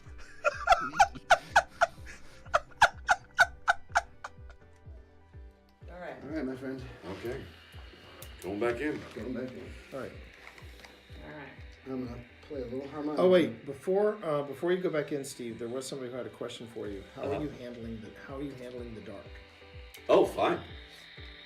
I mean, Because I'm not having to move around and I don't need to see where I'm going. I'm fine. there you go. All right, say goodbye, Steve. Okay. Say goodbye, Steve. Goodbye, Steve. Oh, can I get your light? Thank you.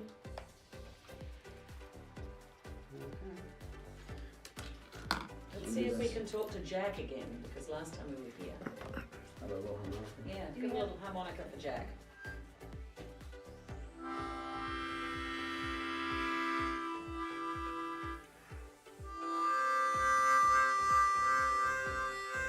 You can. You can. Chords. I am playing chords. Chords, yeah.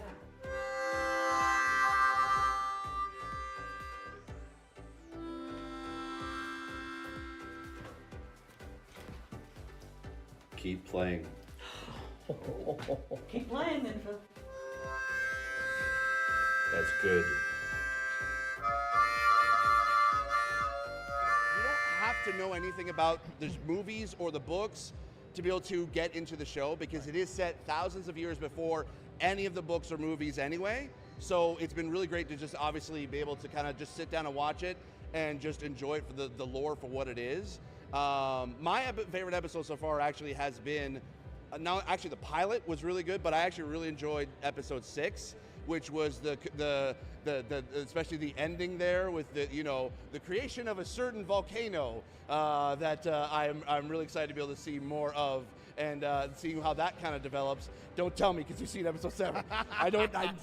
Anyway. But T, what's been your favorite episode? Oh, that's easy. That's easy. The one in Casa Doom where Durin says to... Oh, you haven't seen that one yet? You haven't? Dude, why are you here? No, stop it! I get it. No, hang on. Safe space. F that, dude, why are you here? You should be back in your room watching Lord of the Rings Rings of Power right now. So the thing I liked about, first off, when it comes to on-screen bromances, we thought we had the ultimate in the original trilogy, but let's be honest, there's never been a better bromance on television than Elrod and Durin. I mean, when Durin says, what was that? They were behind us. So yeah, I mean, when he said, and not just that, what makes them.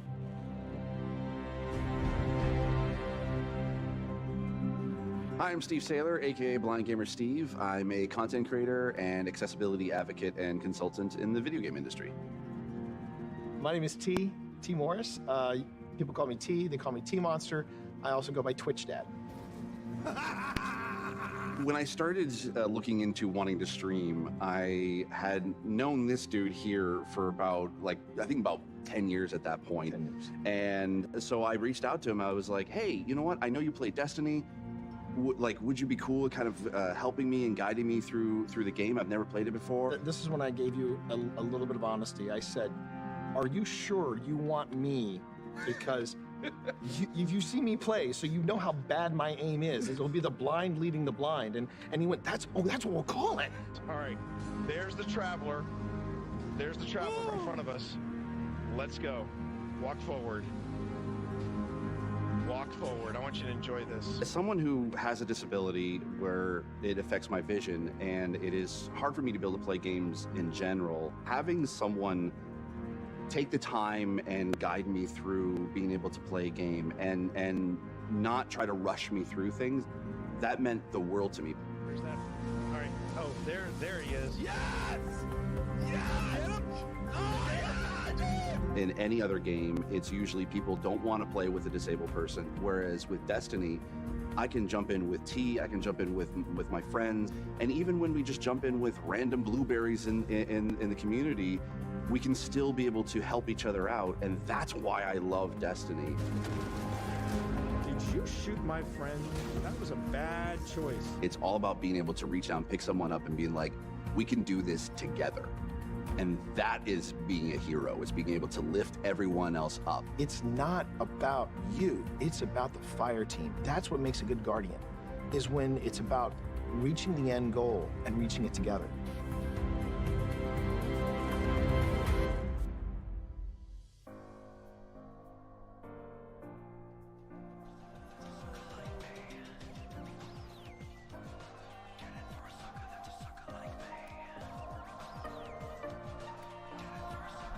And welcome back, everybody. Welcome back, everybody. I needed that break. I hope everybody's having a good night. Oh, if this is your first time visiting us here at on this corner of Twitch, welcome on in. If this is your first time on YouTube joining us, again, welcome on in. Tonight I am representing Old Spirits Investigations. We are a young and scrappy paranormal investigation team based out of Virginia. And not only do we have associates in chat, but we also have associates all around Virginia.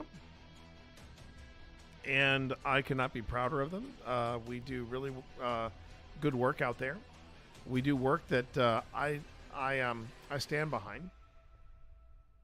And what I mean by that is that it's work that does not involve things like, screaming demon, running away from things that are happening in a house. And we have experience things that we have a tough time explaining away, and that's how we approach it. We don't approach it like, oh, we're going to go have a paranormal experience. Our thoughts are, okay, some people say this is a haunted space, or there's something here, or there's something that is not easily explained by the sciences as we understand it. So let's go and let's see if we can have an experience ourselves. And if we do, can we explain what it is or what it isn't? For example, at our last live investigation, we were in a farmhouse of the historic village of Appomattox called Clover Hill, and it's on the outside. It's on the outskirts of Appomattox. And we caught on stream, very vividly. We caught on stream footsteps. Now, it would be very easy to say, "Oh, that was a critter. That was something that you heard. You heard up there that wasn't supposed to be up there, etc., etc." Here's how we rule out things like footsteps not being, footsteps being when an animal like runs across a roof above your head. It's not only going to be extremely loud, but it is also going to be like it's going to have a skittling kind of sound to it. Also, it's going to be on a regular basis. What we were hearing had a rhythm to it that did not sound animal-like. And I know that may be a stretch, but I'm going to go out there and say it was a bit it was definitely not what I think was made by a four-legged critter. Okay, so yeah, I can't wait to dive into that footage. It's gonna be a bit before we dive into that footage, mainly because that is going to be footage that we're going to set aside for season 5. Obviously, we need to get a few more investigations under our belt, and then we'll have season 5 in the can, ready for editing. Production is probably going to start sometime in January. I don't mind saying, and seeing how we go tonight, particularly with whether or not I can access said footage. I'm hoping that I will be able to get into some footage for our Christmas special. I am not, however, going to make everybody wait like last week. to see if the footage will be read properly. Because man, that was arduous. That was arduous to say the least. Oh, and if you remember, when I opened the file, I said, "Hey, there's a lot of stuff that I had worked on that was missing." I found it. I did find the missing footage. I had a bit of a heart attack, but I did find the missing footage. So let's go on ahead and let's. Now this is the part of the Grim Gazette where I pod down the sound, and we look at videos that are either submitted by you, the audience, or I come across, or Pip comes across, or other associates of OSI come across. And we analyze them to see if they are truly paranormal or if someone's trying to pull the wool over our eyes. There was one submission when I first started the Grim Gazette where they had actually submitted, unbeknownst, they had submitted a short film. It was a short film that a student had created, and people were passing it off as a legit paranormal, a legit paranormal video from a policeman's body cam. Turns out it was a short film. So these are the kind of things you can discover. Now, last week, we dove into Nuke's Top 5, and there was a lovely chateau that this lovely British couple were restoring, and what they experienced and what Nuke's Top 5 shared, hard to dismiss. And I was reminded I have to try to ping them because they were having a few crises of a financial nature. They were saying they weren't sure if they could hang on to the chateau, and they didn't know ways of raising money for the chateau. And I'm like, you should do paranormal investigations. That's a no-brainer. But I think leaving them a comment is not the best way to broach the subject. I think instead I'm actually going to drop them a line. But speaking of Nuke's Top 5, we're going to watch the first half of Nuke's Top 5 video. And we're going to see if we can't crack the case on some of these, find out if they are legit, or try to explain what it is that was actually captured. So let's take a look at this. Let's take a look at Nuke's Top 5.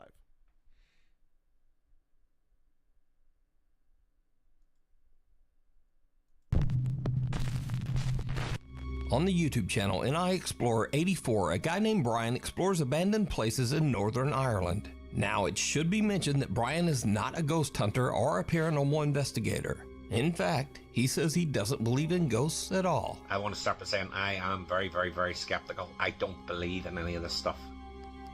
I'm open to the possibility slightly, but even from the age of 9, 10, I slept in a graveyard for like 5 hours in the middle of the night because I wasn't afraid of it. Doesn't bother me, don't believe in it. But Brian recently had an experience that might make him reevaluate his feelings about the supernatural. You see, a few weeks ago he explored an old abandoned theater in Omagh, Northern Ireland. As he walked into one of the screening rooms, he captured something that he just can't explain. I'm gonna go in here, right? So the thing. So one thing I do feel like I need to point out straight off the bat. There's a good possibility that this guy and other urban explorers, and the line between urban explorers and paranormal investigators is a very thin line. But there is the understanding or the law or laws around trespassing and access to buildings. Yeah, it's a little different than in the United States. In the United States, you would need permission to be on the premises to even do urban exploring. If not, you're trespassing, and by law, you can be arrested. Overseas in the UK, it's a very different story. Usually it's self-policed, and sometimes you can go into an abandoned building, nobody bothers you. And sometimes you can go in an abandoned building, and people show up with firearms, clubs, ready to defend themselves, and they ask you in the most polite of unpolite ways to get the F off. So, just throwing that out there. So he's probably there on his own volition. Nobody knows he's there. Let's see what happens. I'll say, get in here. Right. In here, it smells of smoke. There's many people smoking in here. And then what'll happen, the place will burn down. Jesus Christ, like honestly. And this time, did you hear it? Get in here. As Brian walks into a screening room, two unexplained voices can be heard whispering in the darkness. They seem to be talking about Brian as they both say, "It's people." Brian says that he had no idea what he had recorded until he uploaded his video and read the viewer comments. So, 5 o'clock in the morning, woke up, got a notification from someone on YouTube who commented on video saying that, don't mean to freak you out, but at 8 minutes 40 in your video from the cinema that you did the weekend there's someone whispering in your ear. So then... All right, let's back that up and listen to that again. Ireland. As he walked into one of the screening rooms, he captured something that he just can't explain. Gonna go in here. Right. So the thing I'll say, get in here. Right. In here, it smells of smoke. There's many people smoking in here. And then what'll happen, the place will burn down. Jesus Christ, like honestly. And this time, did you hear it? Get in here. As Brian walks into a screening room, two unexplained voices can be heard whispering in the darkness. They seem to be talking about Brian as they both say, "It's people." Brian says that he had no idea what he had recorded until he uploaded his video and read the viewer comments. So, 5 o'clock in the morning, woke up, got a notification from someone on YouTube who commented on video saying that, don't mean to freak you out, but at 8 minutes 40 in your video from the cinema that you did the weekend there's someone whispering in your ear. So then the guy on YouTube messaged again and he goes, by the way, it actually says it's people. Brian also says that there was absolutely no one else inside the theater. But the thing is, if you knew the cinema and where I was at, it's a closed hall with 3 rooms, 3 cinema rooms. I was in all 3 rooms. I walked around all 3 rooms twice. I come down back past that hall on the way out. So that's 3 times I was around that place. There was no one there. There was no one there. And it's not as if I was hearing someone's voice through the wall. It was a whisper and it was right beside where I was at. I can't explain it. I just can't. And I don't think I've missed anything and I cannot explain this. And it is freaky as shit. Honestly, I've never caught anything like this ever in video. But what do you think? Did Brian record the voices of spirits that haunt the old Oma Theatre in Northern Ireland? You decide. Imaginary. Okay. So, paranormal explanation. He caught the voice of I don't think he caught the voice of squatters. I don't think he did. Because if they were trying to avoid him, he would have heard them running. So that's why I'm looking at it from one of two points. The first thing that I would say is from a paranormal perspective, there's a good possibility he picked up he picked up actual EVPs or electronic voice phenomenon. That is a possibility because of something that he says. When he says, in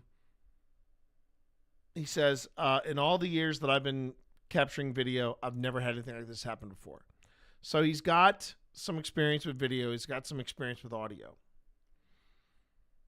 Now, the critical part of me is wondering if there's a possibility now that if he is like many YouTubers and he's recycling a lot of his memory cards and things like that, he could have had an artifact that just bled into whatever he was recording on, wherever he was recording his audio. It's one of the reasons why we have a growing archive of flashcards, because when you record over audio again and again and again and again and again, whether it is reel to reel, whether it is a cassette tape, or whether it is digital, eventually you're going to have artifacts. And those artifacts can creep into your current recordings and sometimes mess with your head. Now, in all the years that I have worked as a podcaster, I have had artifacts show up, but the artifacts I've dealt with have been artifacts that have interrupted the recording of the new audio or video with old footage, and that's been an issue. But I've never caught voices in that respect. So I don't think he actually picked up people, because if these were people, they would have hustled out of there, and they wouldn't have cared if they had heard. They would have just bolted out of there. So I don't know. I don't know if they're actual people or squatters that he walked in on or anything like that. And the more I think about it, the more I'm like, the investigator in me would have said, yeah, I caught legit EVPs there. But I'm also wondering, I want to listen to it one more time. I just want to listen to it one more time. His feelings about the supernatural. You see, a few weeks ago he explored an old abandoned theater in Omagh, Northern Ireland.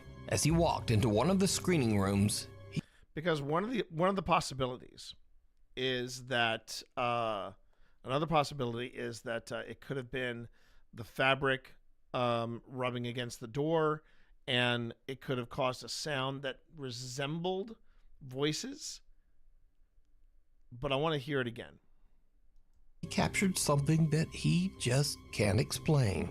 I'm gonna go in here. Right. So the thing I'll say, get in here. Right. In here. Man, It smells of that's a smoke. tough one. That's a really tough one.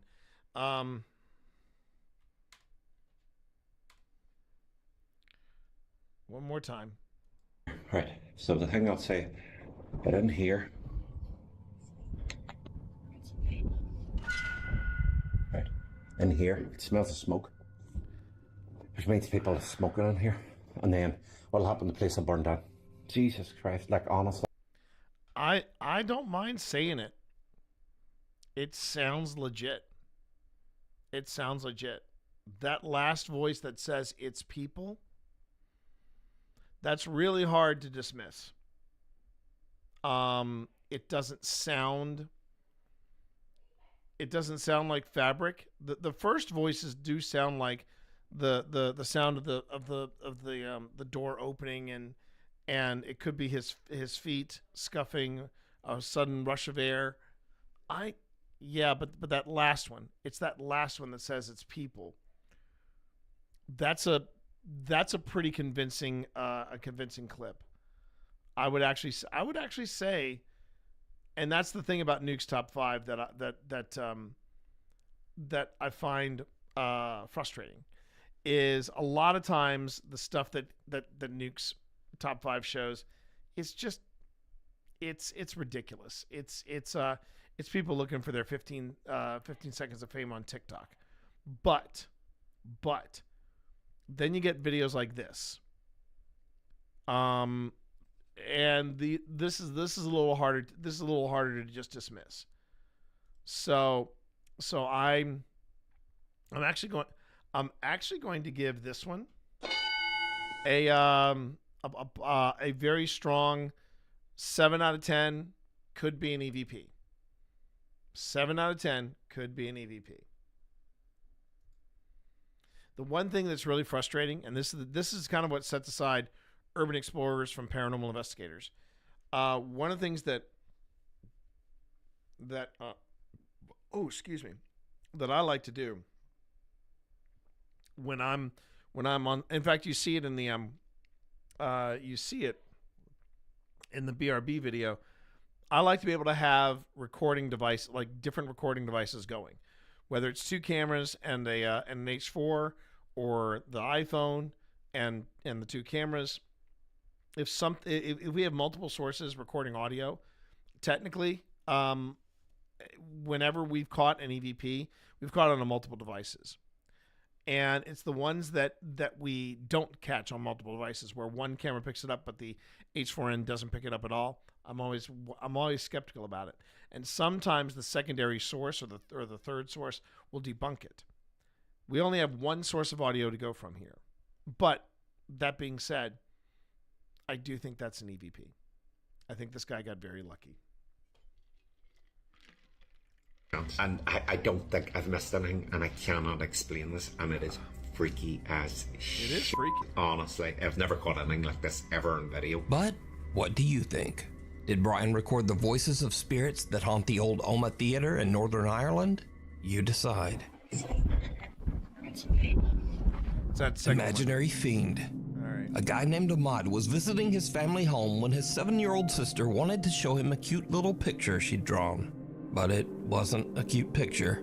In fact, it was kind of horrifying. Wait, what are you going to show me? My picture I drew. Your picture you drew. That's Daddy, that's Mummy, and that's me. And what's that? That's Steve. Steve? Yeah, Steve. Who's Steve? My friend. Your imaginary friend? My best friend. Your best friend Steve? You've got a best friend that looks like this? It's my best friend Steve. Okay. I'm leaving the house. The little girl's drawing of her nightmarish friend Steve went viral, even inspiring some viewers to create renderings of what Steve might look like in real life. Viewers of Ahmad's video encouraged him to ask the little girl a few more questions about her imaginary friend Steve, and things. Okay. This type of content bothers me. I feel like it's exploiting the kid. Not crazy about this, but we'll push forward. Things went from bad to worse. Mama said you got 2 imaginary friends. No, I've got 2 best friends. You've got 2 best friends. Yeah, 2. Do you want me to show you his picture? Who's that? That's Steve. Yeah. That's Margaret. And who's that? That's you. That's me. Yeah. No, but you spelt my name wrong. Yeah, but that's you. That's me. Yeah, with your mustache. Okay, here's another problem I have. Another problem I have with this video on the whole. It's exploiting the kid, but it's also being a little sus in that we can't see the kid. So we have no idea if the person is using, if they're using a voice changer or on themselves.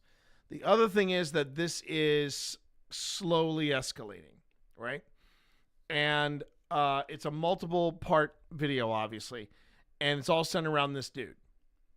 And he's turning it into his own little like drama. It's like this is my TikTok horror movie, right? And wouldn't you know, that's Steve, that's Margaret, and there's you. Now, okay, hang on. I want to see if this is his daughter. If this is supposed to be his daughter that's telling this story. So we're gonna start. Yeah, that's Daddy. Okay, so let's see here. All right. Was visiting his family home when his 7-year-old sister wanted to show him a cute little picture she'd drawn. So it's a but brother. It wasn't a cute picture. In fact, it was kind of horrifying. Wait, what are you going to show me? My picture I drew. Your picture you drew. That's Daddy, that's Mummy, and that's me. And what's that? That's Steve. Steve? Yeah, Steve. Okay, so this is supposedly his My little sister. friend. Your imaginary friend? My best friend. Your best friend Steve? You've got a best friend that looks like this? It's my best friend Steve. Okay. I'm leaving the house. The little girl's drawing of her nightmarish friend Steve went viral, even inspiring some viewers to create renderings of what Steve might look like in real life. Viewers of Ahmad's video encouraged him to ask the little girl a few more questions about her imaginary friend Steve. Okay, not little girl. This is his sister, supposedly. And things went from bad to worse. Mama said you got 2 imaginary friends. No, I've got 2 best friends. You've got 2 best friends. Yeah, 2. Do you want me to show you another picture? Who's that? That's Steve. Yeah. That's Margaret. And who's that? That's you. That's me. Okay. So, any parent that would have... Oh, sorry, everybody. T. Morris is proud of me. I am proud of everybody here. I am proud of everybody here. That was not the soundbite that I wanted to throw in there, but ads are incoming.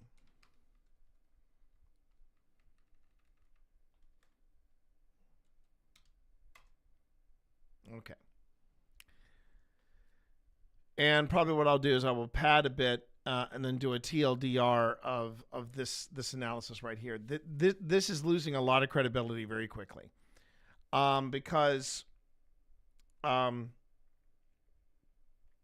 beginning to think that this is someone that ran their voice through a filter, because the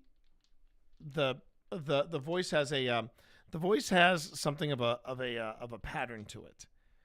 And if it isn't a voice run through a filter, it's definitely AI generated. And we still haven't seen what this sister looks like. Also, if any parent saw a picture of the little girl that a little girl drew, and the brother, no matter what the age of the brother was dead or sick like that, that would open up for a bunch of questions here. So I really feel like this is amateur hour on TikTok. This is somebody basically trying to do a creepy woo kind of horror movie, but using the tickety talk as their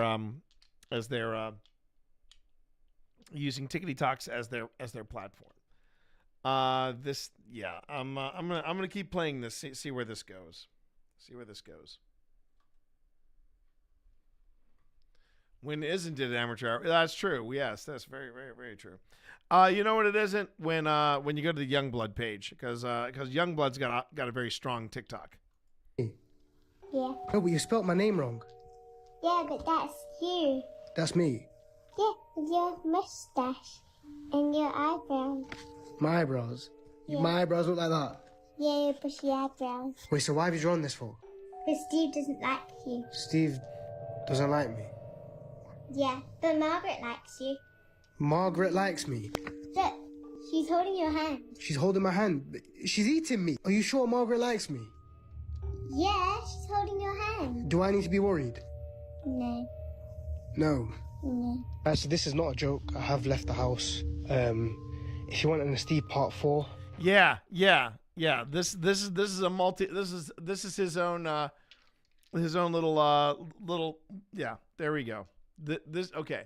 So for welcome back everybody from ads. For those of you who were wondering, I'm beginning to think that if it isn't a voice changer, the voice is AI generated, because it's following a cadence. It's following a very specific cadence, and it almost sounds too clean for a child's voice. But here's the other thing to point out. So this is not a joke. I have left the house. If you want to. There you go, everybody. Part 4. Stay tuned for part 4. So whatever this is, with Steve and Margaret and so forth. Yeah, this is some dude's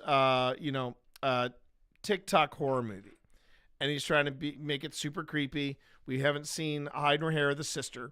We just know that it's cutting between him speaking, and then we go to the drawing, then him and the drawing, and him and the drawing, and all kinds of alarm bells are going off here, because again, if this is his sister, he would have taken that picture, gone to Mom, and say, "Mom, look at this picture. This is not healthy.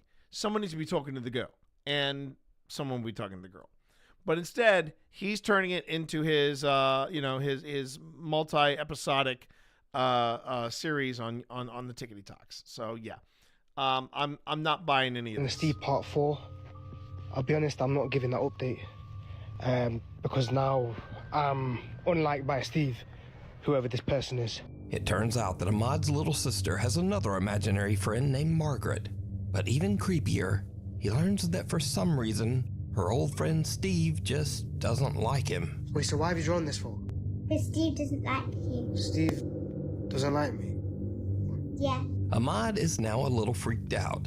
He says that after this last visit with his little sister, the drawings are just getting a bit too creepy for him.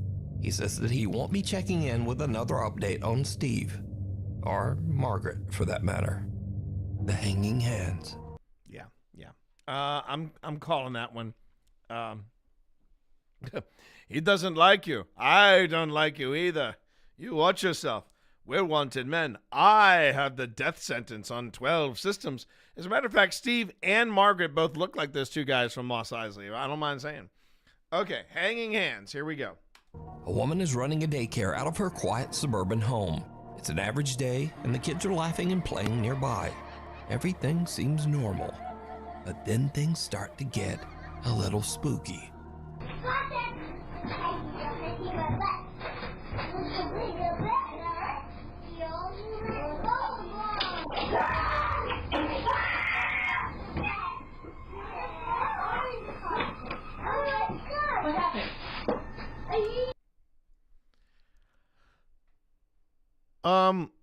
What's scary to me in this video is the condition of the house and the fact that they have got office equipment around where, quote unquote, this woman is running a daycare out of her house.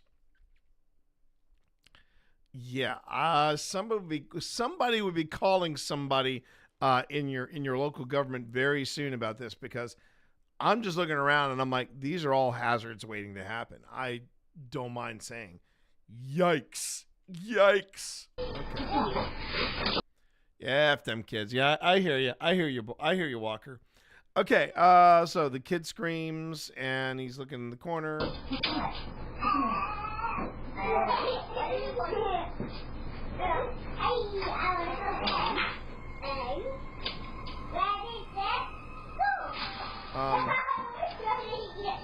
A little boy comes running out of one of the nearby rooms, screaming in fear. The daycare provider hurries over and asks him what's wrong, but he's too terrified to speak. So there's at least 3 he kids just here. points at the open door. Cautiously, the woman goes to check it out for herself.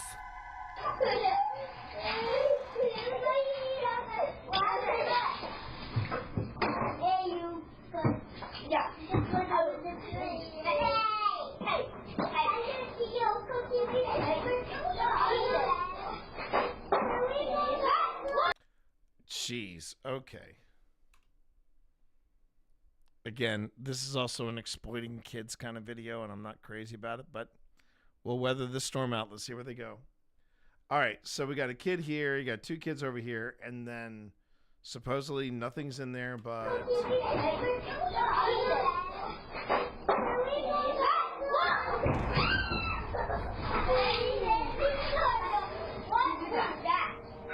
Did you do that? Were you in there? So 1, 2... Were you in there? No. He knocked us over. He knocked us over. Maybe you'll just air. So there's another problem I have with this too. Yeah, there are laws that prohibit people from running daycares by themselves. They can only watch so many kids by themselves. But even then, you have to at least in the state of Virginia, you have to have one other person there. Otherwise, there's a lot of, well, now granted, this is for above board businesses. I should rephrase that. If this is a side hustle, this lady's taking an awful risk, particularly showing clips like this on YouTube. While the woman is in the room investigating, a heavy child's playhouse suddenly tips over on its side. The crash startles her and leaves the children a bit confused. But here's where things get very, very creepy. Because, did you see it? Viewers of the video point out that there are 2 creepy little hands reaching down from above the door. The hands look to be about the size of a child, and they pull back and disappear just as the little boy runs from the room. Now, the daycare provider's dog... No, that's just bad optics. This is again one of those security cam issues where you've got really cheap optics in a camera. So that could be a number of things. That could be a weird decoration that's hanging from the inside. It could be a number of things, but it's not creeping hands, and they're not child hands. And daughter who posted the video says that she didn't even notice these little hands until someone pointed them out in the video comments.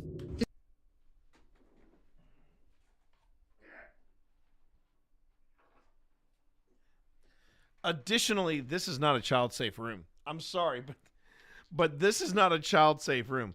This is if this woman really is a daycare provider, this is like cheap ass daycare right here, because holy crap. This is the room. The crazy thing about this is that there was like markings at the top of the entranceway of like the doorway, and I guess in the video you can see hands gripping onto the doorway. I don't really know what to make of that. The young woman says that she is also confused as to how the child's playhouse could just turn over. Firstly, we have the house, and obviously you guys saw that it fell, but the other thing I wanted to point out was that Those things are light. Those things are very light. They're a lot lighter than you might think. it's pretty hefty, so it really doesn't make any sense that it would just fall on its own like that. But the story gets even creepier as the daycare provider's daughter explains just why the little boy ran out of the room in the first place. The main thing, and the reason that the little boy was screaming, is actually in here. We have this covered up for a reason. Apparently, the little boy told my mom that he saw a face in these mirrors. A few days later, and the daughter notices something weird on the CCTV. As she is watching. Wait.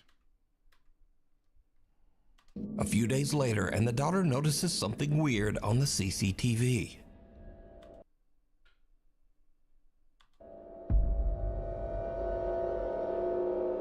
As she is watching, the child security gate just seems to unlatch and open on its own. Oh, that's BS.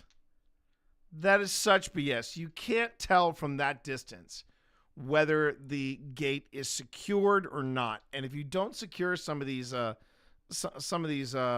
gates, they are flimsy as hell, and they will just swing open. She heads into the room to investigate, but she's not ready for what she finds.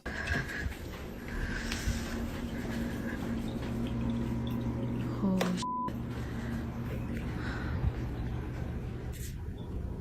That's f***ing creepy.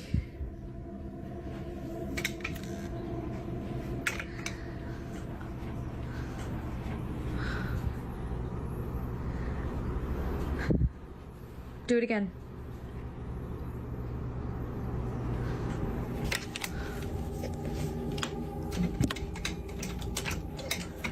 This house is wrecked. I'm sorry to be so judgmental about the house, but like, yeah, okay. But you do it again. I'll wait.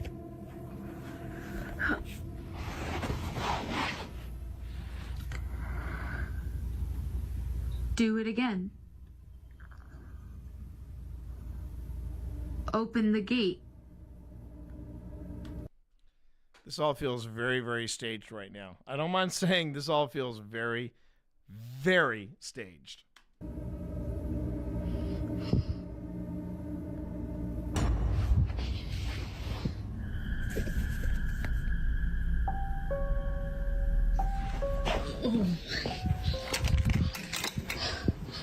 As she is recording the child gate and trying to encourage any nearby spirit to open it again, something suddenly moves under the sheet covering the vanity. It almost looks like a finger poking underneath. The movement is slight, but the young woman notices it immediately and just makes a run for it. The woman and her mother now believe that the little child's vanity was the cause of all the paranormal activity.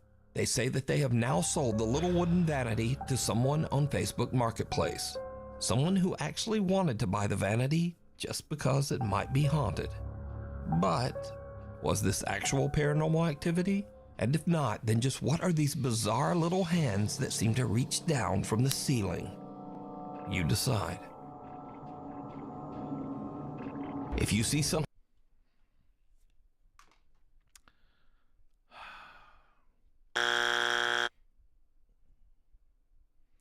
Sorry, I just.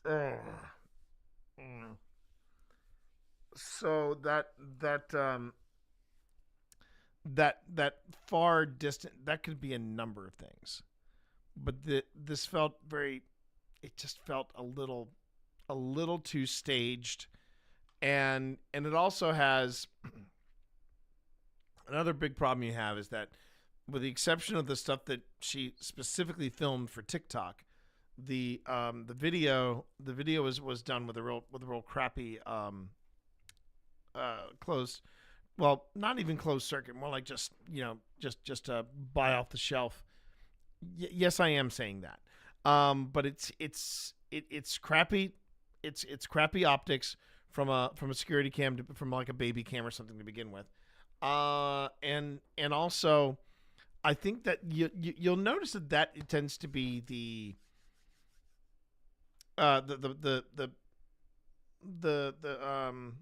standard operational procedure for videos like this. Somebody catches something hard to explain on a security camera, and then they're suddenly shooting vertical videos on TikTok. And what I would do is I'd be like, no, set up a camera, let it record all night, see what you catch. That's the proper way to do it. At least for me, that would be what I would do. And some of this stuff just gets so damn ridiculous. That little tweak of the the blanket. If there was enough energy to manifest itself into a mirror, that kid sees it and just goes running out. Well, first off, if the thing is always uncovered, what did the kid do? Did he uncover it? If he uncovered it, why didn't she say anything about it? My main thing, though, if you want to talk about what's really scary in that video, it's the condition of that daycare center, because yeesh, I mean, there's a lot of things waiting to go wrong in that house.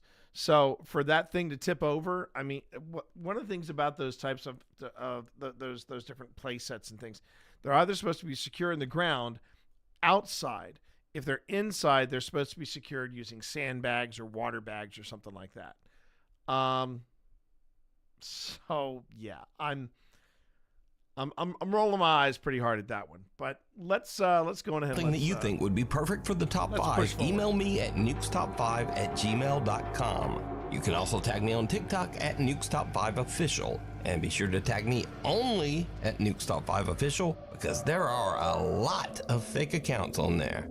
The invisible guest. Okay. Tristan says that his house in France is haunted by a very active poltergeist. He often hears footsteps and sees things moving on their own.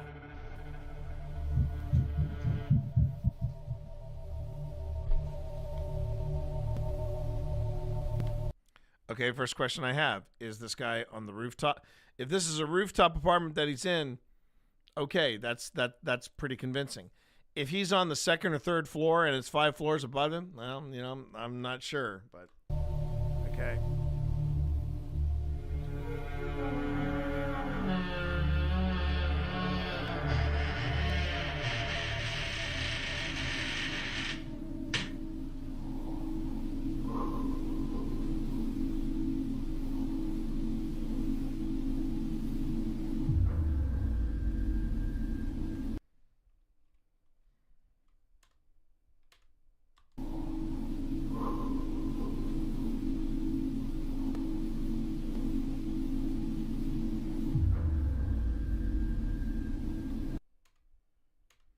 Am I missing in chat? What am I supposed to be seeing there? Is there a shadow or something?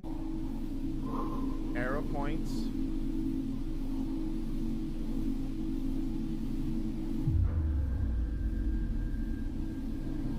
Oh, the drawer is opening. Okay.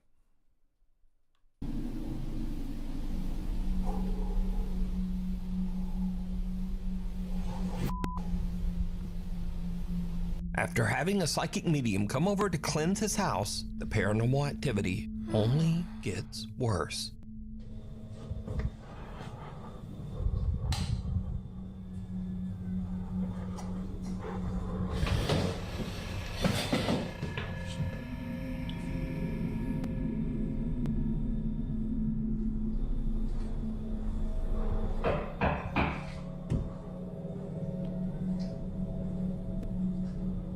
Late one night, Tristan hears strange aggressive banging coming from his hallway. He grabs his phone and starts filming as he goes to check it out.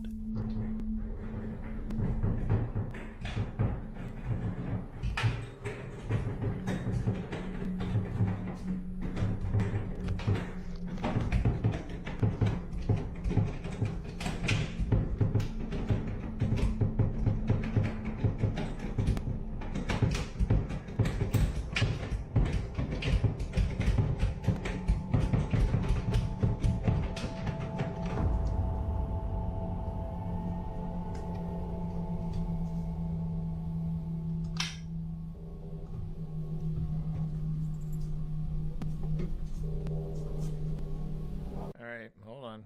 Hold on. Okay, he enters.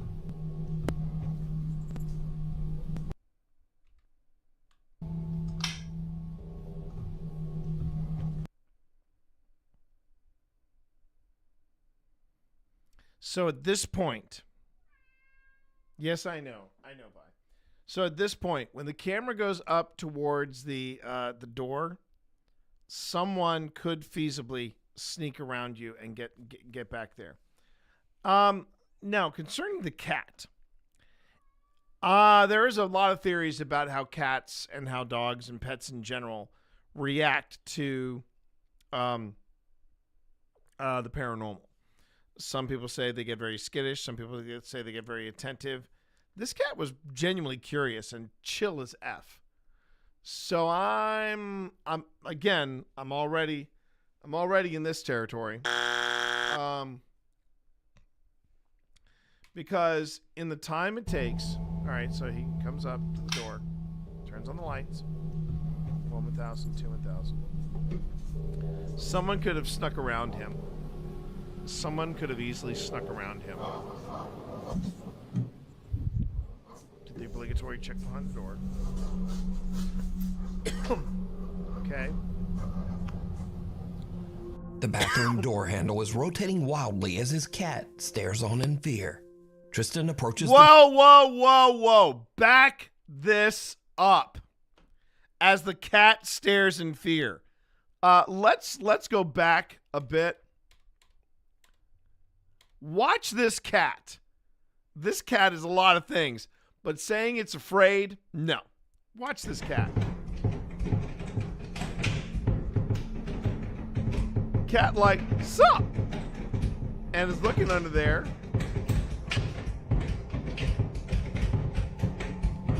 No, that cat is not afraid. That cat is not afraid.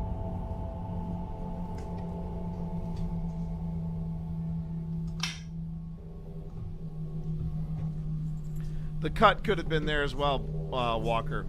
Yeah, that's another good one. The cut could very well happen there. Would you have been afraid? The bathroom door handle is rotating wildly as his cat stares on in fear. Tristan approaches the door cautiously when suddenly it swings open and there's no one inside. I'm calling bullshit. Cut to a few nights later, Yeah, and Tristan says that some shoes in the kitchen hallway had moved on their own. Bullshit. So he sets up a camera to film down the hallway while he and his girlfriend watch Somebody trying to TV do in the crimes. other room. His camera catches something that is pure know all about nightmare crimes. fuel. Là, je suis en train de me battre pour mettre les diagrammes et les chiffres. Alright, let's go. Yeah, crimes. This video is all about crimes. Crimes. It is, chat. Don't believe it. I'm done.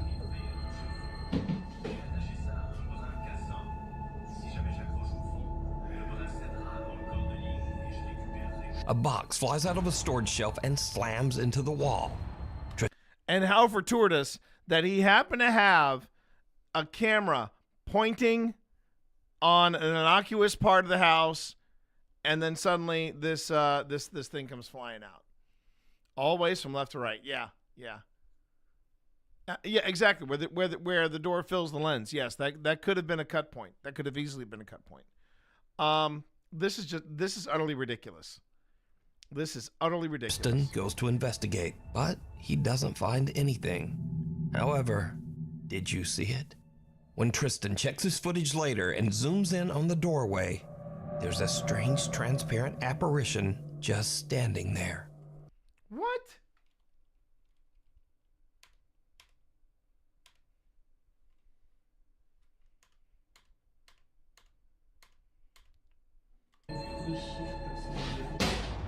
Okay, it's coming from the utility room, whatever that is. Okay.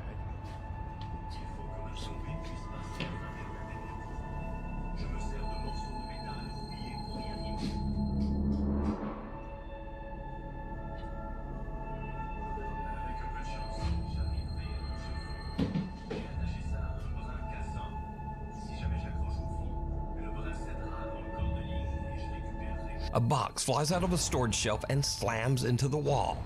Tristan goes to investigate, but he doesn't find I don't know anything. if it looks. However, did you see it? Angle was a When bit Tristan wrong. checks his footage later and zooms in on the doorway, there's a strange transparent apparition.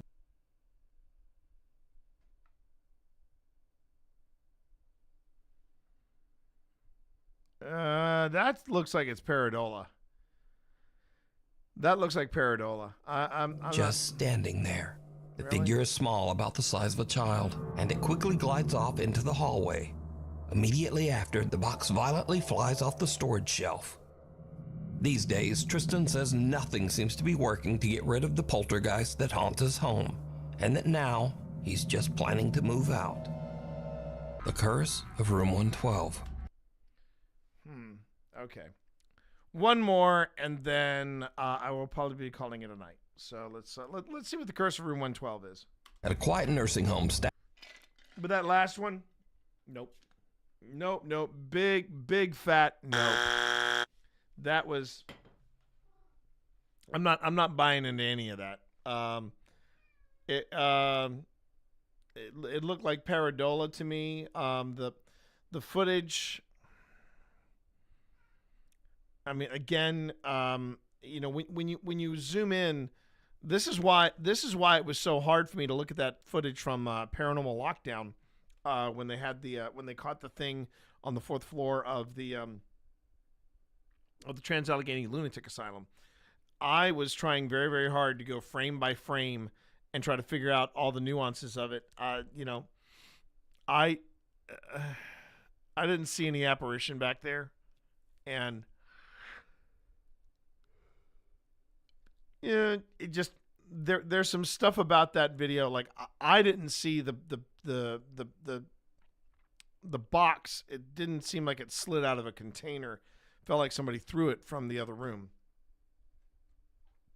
So lots to pick apart there. Okay, now let's get to the. Actually, let's save this for next week. Let's save this one for next week. This is Move out. Yeah. The Curse? Yeah, we're gonna do the Curse of Room 112 next week. Okay? We're gonna do that next week. So for those of you watching on YouTube, thank you very much for watching. For those of you on Twitch, thank you for watching. So YouTube, the stream is just gonna go on ahead and wrap up. For those of you on Twitch, I'm going to go on ahead and take you all to Thormigander, who is currently doing, I think it's the Digimon store? Let me just double check that. Digimon Story Time. That's what it is. It's Digimon Story Time. Oh, Digimon Story Time Stranger. Okay. So yeah, that's where I'll take you to. I'm going to take you to... I'll take you to Thor's. And for those of you who stuck around and enjoyed tonight, thank you very much for doing so. I certainly do appreciate it. We are Old Spirits Investigations, we being me, Phil Rossi, along with Tina Rossi and Pip Ballantyne, my wife. And the four of us are up to paranormal shenanigans as often as we can. We also have a book out, inspired by true events. It is a collection of short stories inspired by the files of Old Spirits Investigations. We'll let you decide what is truth and what is fiction in there. And thank you also very, very much for being a part of tonight's Grim Gazette, which is going to go back to its normal Wednesday schedule, next week, obviously. But thank you, everybody, for being here. I really do appreciate it. We're going to go, and we're going to set up this raid for Thor right now. Again, remember, over on YouTube, you all just stay put, and everything will wrap up. But this is but Thor Magander. He is one of the Mana Buds. He's a terrific friend. They are a terrific friend, and I love them. I love them dearly. What did you do? Did you just pull down the? Oh my God! I swear to God, I'm gonna kill this cat off screen. I'm gonna have to double check. Yeah, he just took out the camera. Son of a biscuit. All right, everybody. So let me go on ahead and let me send you off on this raid before I commit catercide over here. Thank you, everyone, for being here. I will see you all Saturday. I'll see you all Saturday. Take care. Peace.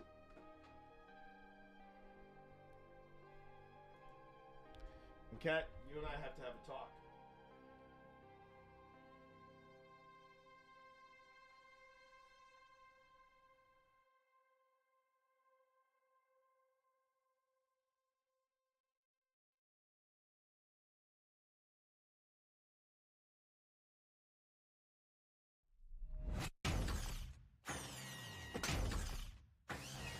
There we go. Oh, regeneration on Terminator. Speaking of other Mana Buds, yo, how's it been going? Everybody, welcome on into the stream. If you don't know the T-Monster, well, allow me to introduce you to one of my co-conspirators of the Mana Buds, a Magic the Gathering